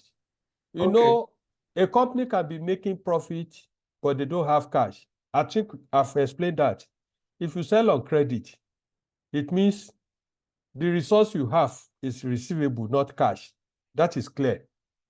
If you sell on credit, the resource you have is receivable, okay, instead of cash. But if you sell for cash, the resources that will come to the company is cash. If you sell on credit, the resource that will come to the company is receivable, the expected money that will come.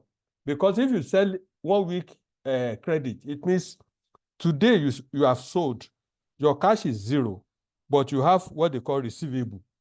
By Friday, let's say, okay, by next week, today, by Friday, the customer has paid. You now see that your cash that is zero is now having value, while your receivable is now zero. You can see that there is interchange of what? Resources. So you have to know that. So when a supermarket purchases and pays for goods, money will flow out of the business. When the supermarket sell and collect money for items sold, money will flow into the business. I hope that is clear. So the net balance of cash is called movement, is normally called cash flow, but it's a net balance of cash. What is going out, what is coming in. So most of the time when they prepare cash flow, they will say, okay, we started with this amount, opening balance. This is the net activity of the operation, operating activity, financing, investment, they will give a net. They will add the opening balance. They will now say, okay, this is the closing balance we have. It's very interesting. And over time, I realized it's scientific and it's formularized in the sense that it's very straightforward. Two methods of preparing cash flow, which I didn't write here, but they call it direct and indirect. Direct, anybody can understand that, but it's very complex to do. It's very complex, but I like it. When I prepare financial model, I use direct method. Most accountants will prepare to use what they call indirect. Indirect is that there is a formula. The direct, if anybody is looking at it, can understand. But when they use indirect, it's only people in accounting that can understand it. So, and when to use direct is very, if you don't have good knowledge of, let me say, how to use Excel, you cannot use, if you don't combine knowledge of Excel with accounting, you cannot use direct method. More than 95% or 99% of most accountants, they will use indirect method because it's just plus minus, all right, to get the net cash flow. The one that is direct is difficult because you use purely all the available information on all your bank statement. Okay. This is cash flow cycle. This cash flow cycle is what we always cause fight between accountants and salespeople when they want to grant credit. Now, when you are planning your cash flow, in the accounting department, they call it treasury. Treasury is just movement of cash and cash equivalent. in organization, that is treasury. Cash and cash equivalent. You'll be asking me, what is cash equivalent? Okay. You know that the cash in bank, before you now have physical cash, which you keep in office. That one is fading away. Nobody is keeping physical cash. Later, they now say bank and cash. So the money you have in bank is what? Cash. You can withdraw it anytime. But when you now say you have invested that money in a call account you cannot withdraw easily. You have to withdraw. You cannot issue a check for money in call account. You first of all give instruction to terminate the call account before they will now credit your account. That is when you can use it. That money in that call account is called cash equivalent. It's not cash because you cannot easily withdraw automatically. In the same vein, when you have short-term investment, we also call it cash equivalent. For instance, you put your money in 30 days deposit. We call it cash equivalent. The one that is cash is the cash in your petty cash or available cash, or the one you keep in your current account in the bank. They refer to those ones as cash. But they now say cash equivalent. Cash equivalent means there's some money that you cannot easily withdraw, but you can give instruction that they should terminate them so that they will credit your account. That one is cash equivalent. So you'll be hearing cash and cash equivalent. That is the interpretation. Ordinarily, cash coming through sales. Have you right with that? If you don't sell, you cannot get cash.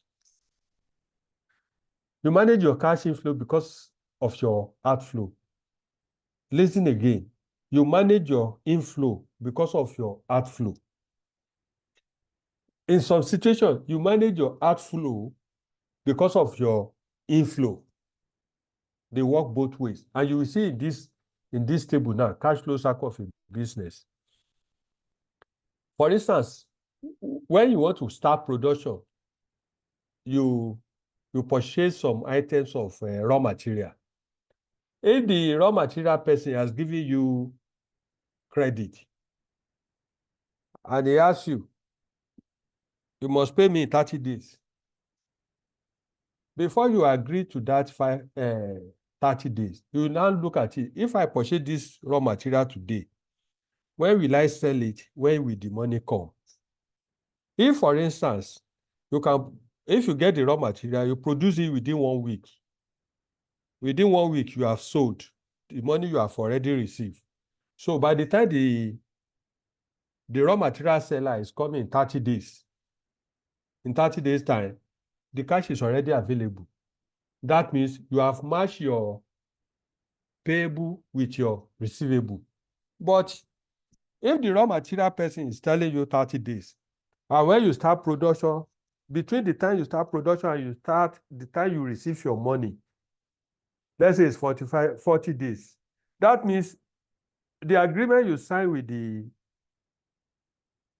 the seller of your raw material, that it should come back in 30 days. If you come back in 30 days, the money will not be there because the agreement you reach with your customer for one reason or the other is above 30 days. Or the cycle of your sales, if you are receiving cash, will not fall within 30 days when you want to pay your supplier. As a result of that, there's a mismatch. There can be fight. So this place is something you have to study very well when you are giving credit to customers.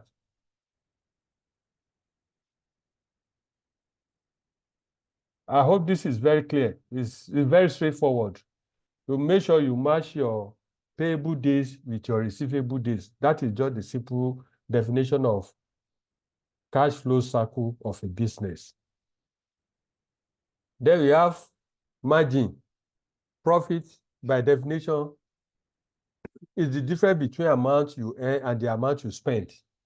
If I buy a product for 10,000 and I sell it for 25,000.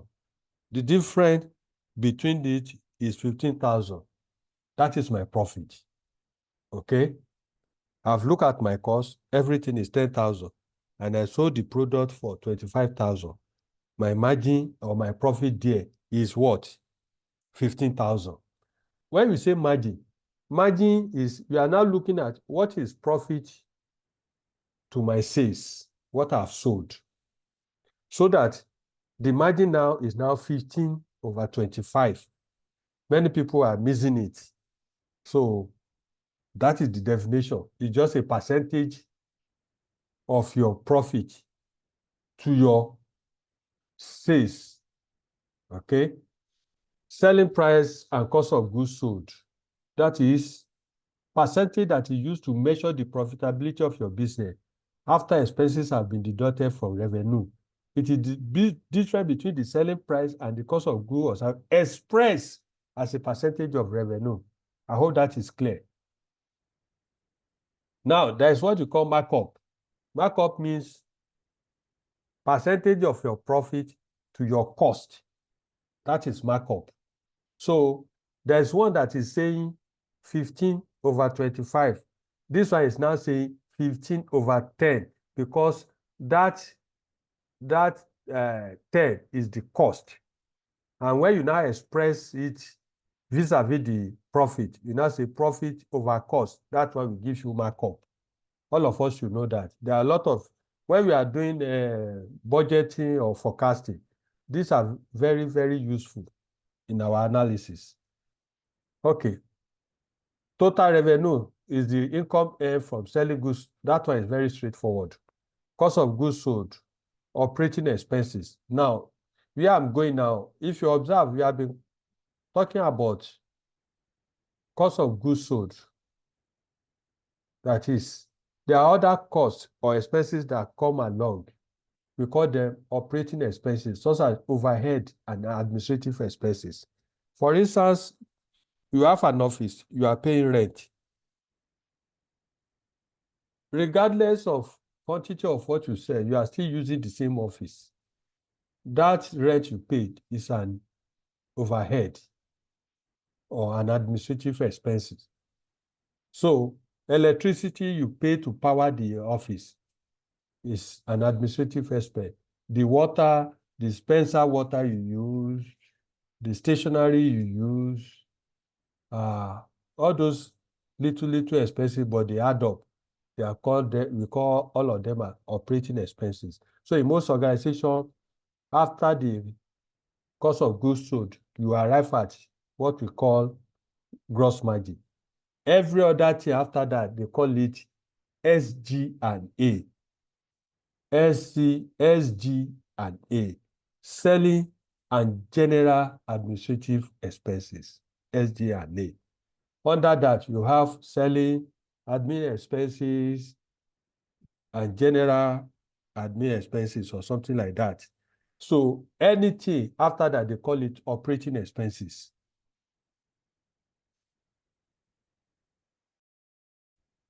Cash flow, margin and profit. We should all know the relation between cash flow and income. Total cash flow, let me repeat, total cash flow really equals to total revenue. Okay?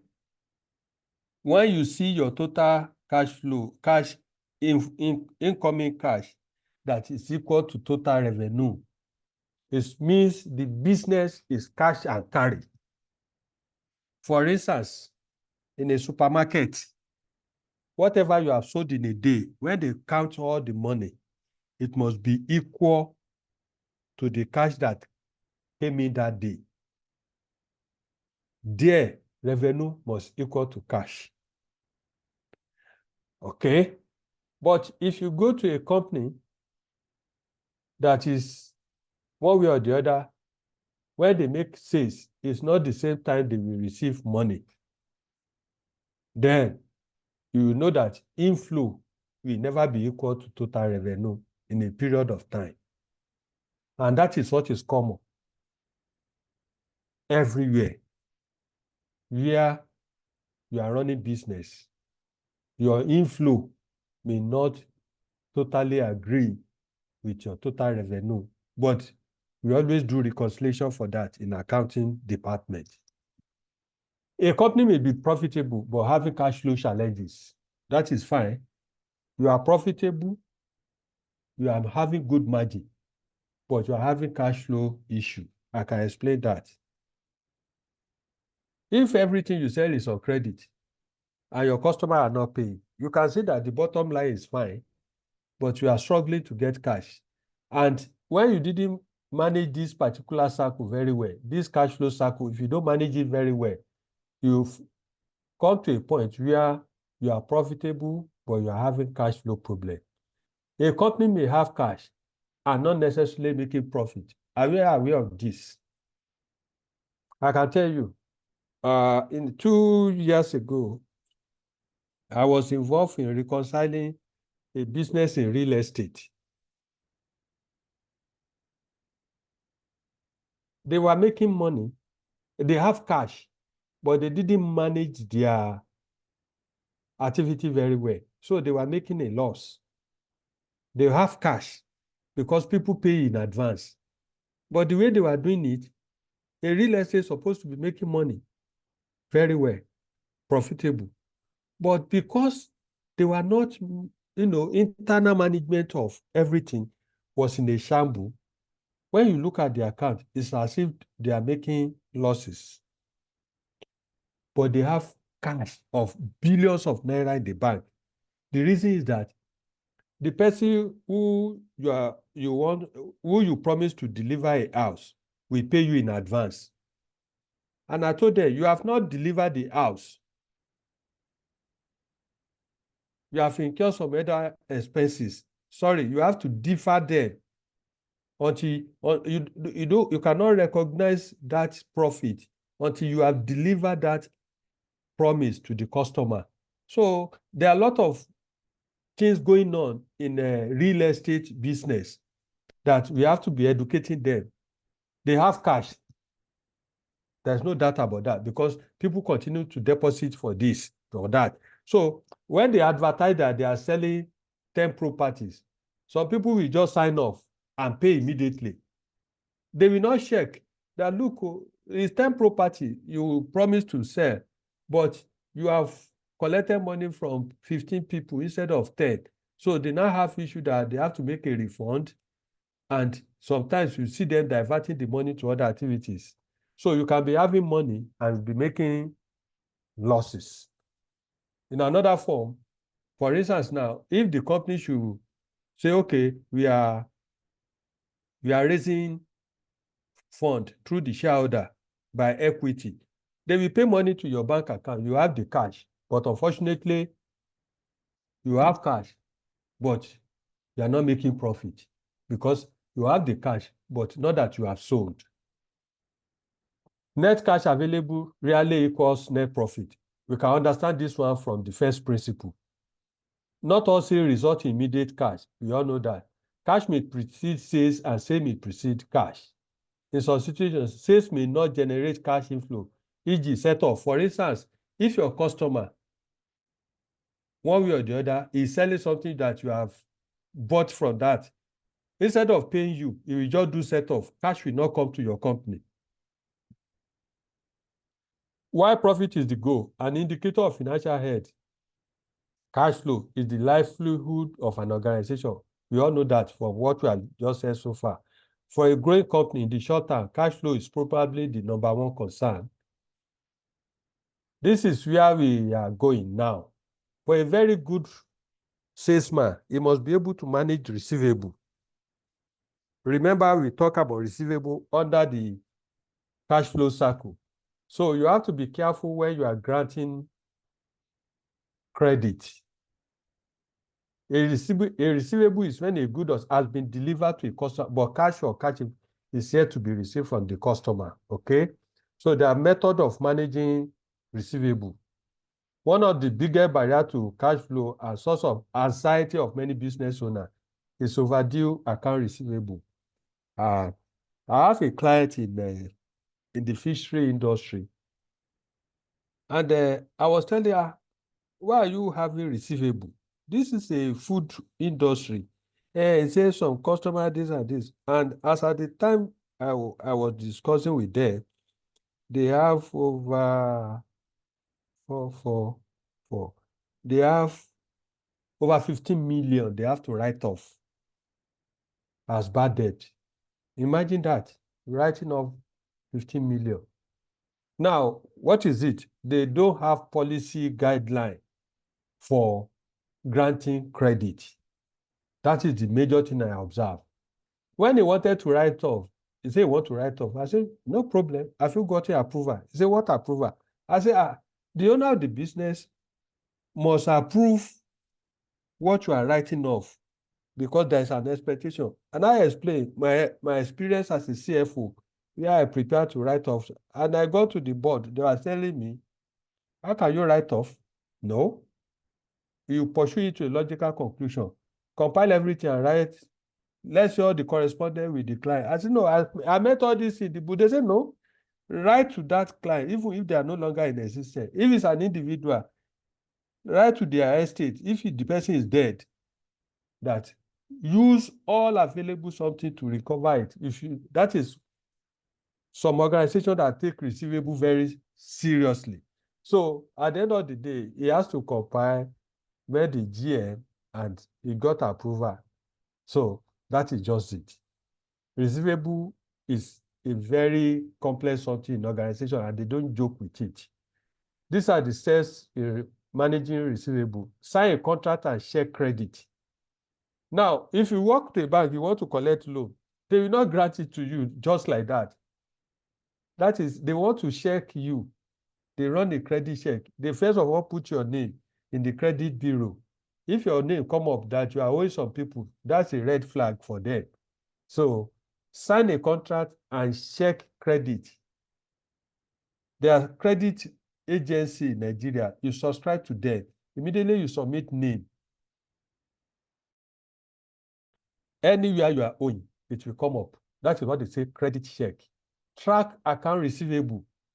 Please, when you grant credit, make sure that the client fulfill.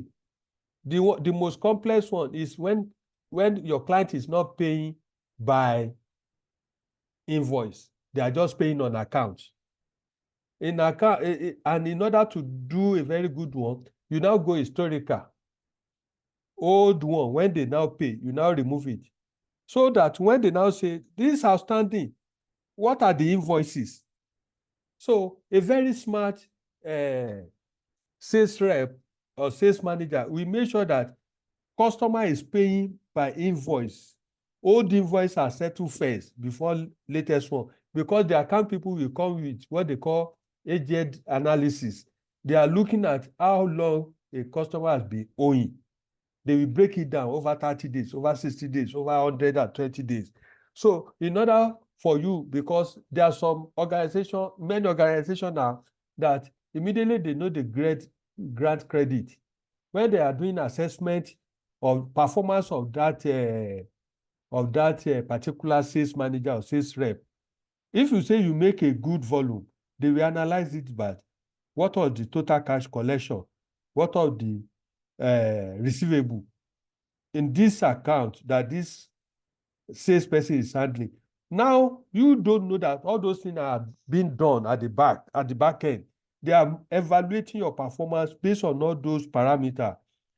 If you sold 100 million, how much did you collect in cash? How much did you put in credit? How much has resulted into bad debt? They will use it to measure your performance. And it is not fair that you struggle the whole year only for customer to mess up your promotion or whatever. So you must, as a salesperson, you must sell, and you must, because I know most salespeople, they play tricks where they are not making to meet their target, sales target. They will just pack some goods, go and give, they have arrangement with that customer. They will invoice the customer. But they know that they are using it to meet up their target. But in finance, they will now look at it. Total sales, cash, credit. They use it to do your performance appraisal. So that is why receivable management is very important. And these are the methods. Track account receivable, make payment easy. Don't complicate payment by customer. Don't make it very complex. I just came from a place where we have to tell them that this your cash is getting huge. We have to make arrangement with the bank to come and be carrying the cash, because we don't want a situation somebody will pay cash, at the end of the day, armed robber will come and pack everything away. So you have to make the payment easy. Yes, you want to make it cashless, but some people are still using cash. What can you do in order to say that the payment option, if the person is illiterate, the only thing an illiterate believe is cash. Then manage your end, no delay invoicing. When you sell something on credit to anybody, please, all documentation, agreement, when you invoice them, delivery, make sure everything is intact. There is a client of mine now asking me to go and recover money from an oil and gas company that is having issue, over 12 point something million. And I say, give me the invoice, delivery note, all the correspondence you have with them before I can pursue them, because I don't want to pursue them. I get to the point of engaging a lawyer. It is at that point I now realize I don't have all they have to provide all those things. So documentation when you are giving a credit is very, very important. Don't play with it. No delay invoicing, which obviously lead to delay payment, because most customers, you deliver goods to them 3 days ago, you have not invoiced them. They will now use that one against you. It is the day you invoice them, they will now start counting the number of days, so that if you invoice them 1 week after, it means the 30 days, they will not start counting that 30 days. They will start counting that 30 days from the date you deliver invoice to them. And there is nothing, because if you now go back to agreement, it's either you have signed based on most of the people will say based on the invoice, and the invoice is reading so date. But if you say based on the delivery date, it's already incorporated. That is how you can defeat such a customer. The think and rethink, review your billing approach. If billing after you finish work is causing some process, reassess your payment. Ask client to pay you in installment throughout the engagement, or require deposit before work begins. All this one you understand. Management account and financial management. So when they prepare accounts internally in organization, they call it management account. Management account is that they are looking at revenue, costs at the bottom line. When they prepare that, it's for daily or routine management of the business. Every week, they will want to see what revenue have we made. They will be asking you, we need management accounts on a weekly basis. We need it on a month. But when they now say financial statement is now telling you mostly half year or full year or quarter, in which somebody will come and authenticate that he has checked everything is proper. That nomenclature financial statement, most of the time, is what has been authenticated by external party, by auditor. So management account is purely for the management of the business. Financial statement is when the financial management account you have prepared, external person has verified to be okay. All right. So management account is purely for the organization, while financial statement is what has been authenticated, management account that has been authenticated by an external person. They call them external auditor. Most business organizations do weekly and monthly meetings. The essence of the meeting is to engage and get feedback. Manager account present the position of the company in financial for a given period of time, mostly a month. It may consist of this: income statement, statement of financial position, regional. You can give regional report and the rest. Now, this is financial statement now. Annual money. Can you see the qualification now? This is annual management account. When you see financial statement, is to me, I say it's annual management account. You will see all this. You can see revenue, you can see cost of sales, gross profit margin. That is 3.4 over 5.7, you get 60%. So see what I was mentioning, SD&A, selling and distribution, general administration, and the rest. These are overhead. Then you see profit before tax, where you ask a lot of information is on this income statement. The balance sheet mostly are the asset of the company, motor vehicles, computer, printing equipment, air conditioning system, and the rest. So these are the things you will have to be checking every time. Most organizations, what you concern mostly as an internal person, you want to see management account. And you can tell them to put it in a trend, monthly, month by month, January, February. That is revenue month by month, cost of sales month by month. They can generate it for you. So the working relationship between sales team and finance team. Sales team and finance team are working towards achieving the same organization goal, which is profitability by using different strategy. Let me tell you now, in organization, everybody is going toward making profit, right? The sales people believe by making sales, they will make profit, right? But the people in finance, they believe by reducing cost, right? The profit will go up. You can see the mindset. Somebody is looking at, for me to increase profit, I must sell more. Another person is looking at it that by me reducing cost, I will increase profit. We are all pursuing the same objective, which is to make profit. So the two must align. For instance, now, you want a company to establish a location for sales purpose. And when they put the biro and pencil and everything, black and white together, they realize, if you open this location, if you make this sorry, look at all the other costs. We have to rent a warehouse, we have to rent an account clerk, we have to do this, we have to do that, we have to bus the car. So look at it. I'm sorry, we cannot open that location. Look at, there are some eatery now, they are closing up. It's because they look at the cost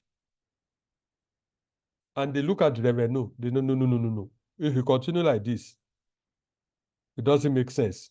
You have to close. So decision may have to be taken. So look at it. Account is looking at reducing costs. The sales is looking at increasing sales, all in an effort to get what? To increase profit.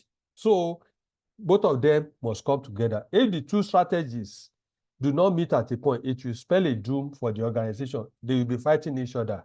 Now, managing key accounts. This one, for a growing person, when you are managing key account, a key account is a customer account that holds significant portion of your revenue.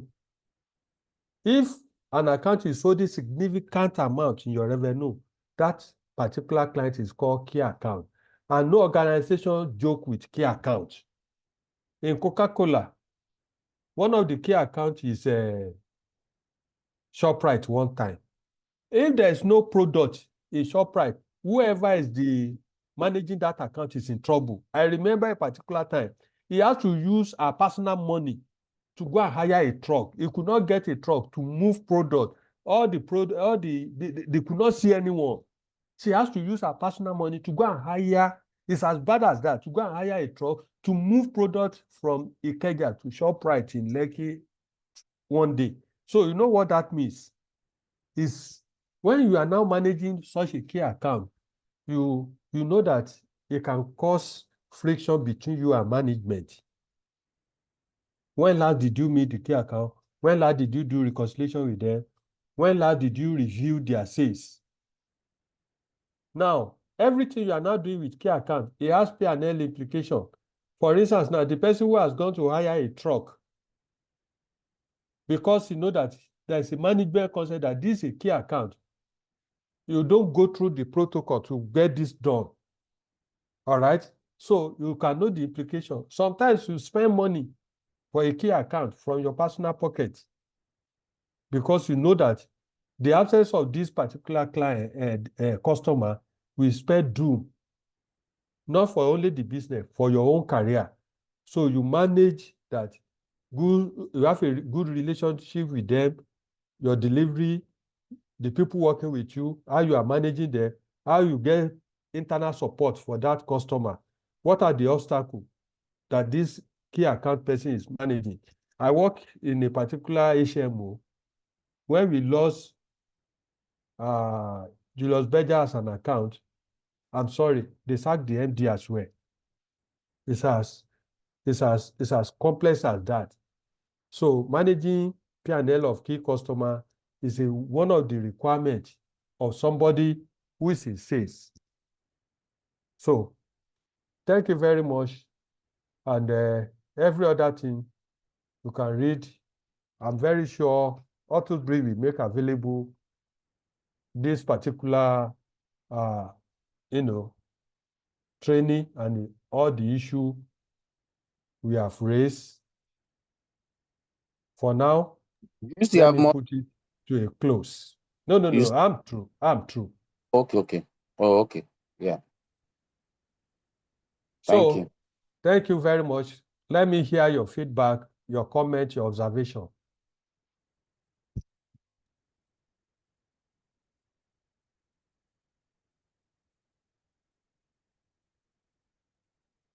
Hello.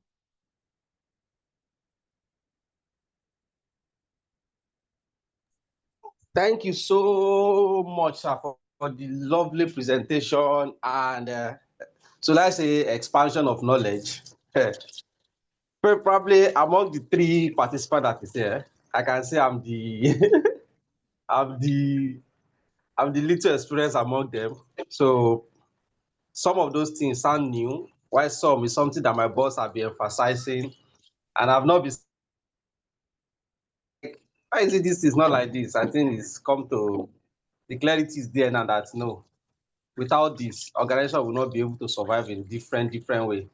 And in time of creditor, I can say I got punished last month, whereby a customer is going for 4 or 5 months, refused to balance. But thank God we're already out of it. Thanks so much, sir, for the presentation. I love it. And we hope to see you more in the remaining class, sir. Thank you so much for your time. I really appreciate that. God bless you. You're welcome.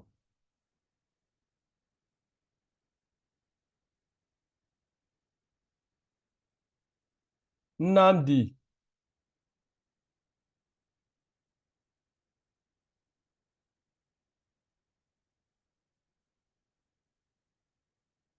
Damola.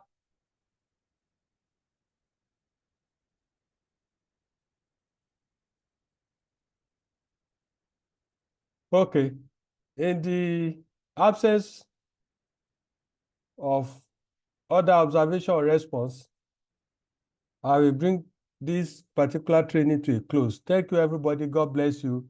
God bless you, the Autosbury teams, Mr. Johnson. Until we meet next time, bye-bye. Thank you very much, sir. Yes, Damola sir. and Namdi, I hope you are still with us. Oh, okay. Damola has gone off. Nnamdi is still there. Maybe Yeah. it's not with maybe the phone is misbehaving as well. Okay. Okay. Oh. Thank you. Thank you, everybody. Thank you. Raphael, you are there with us. Auto Bridge. Yes. Thank you, sir. Bye-bye. Thank you, sir. Bye. Thank you, sir. Good night. Good night.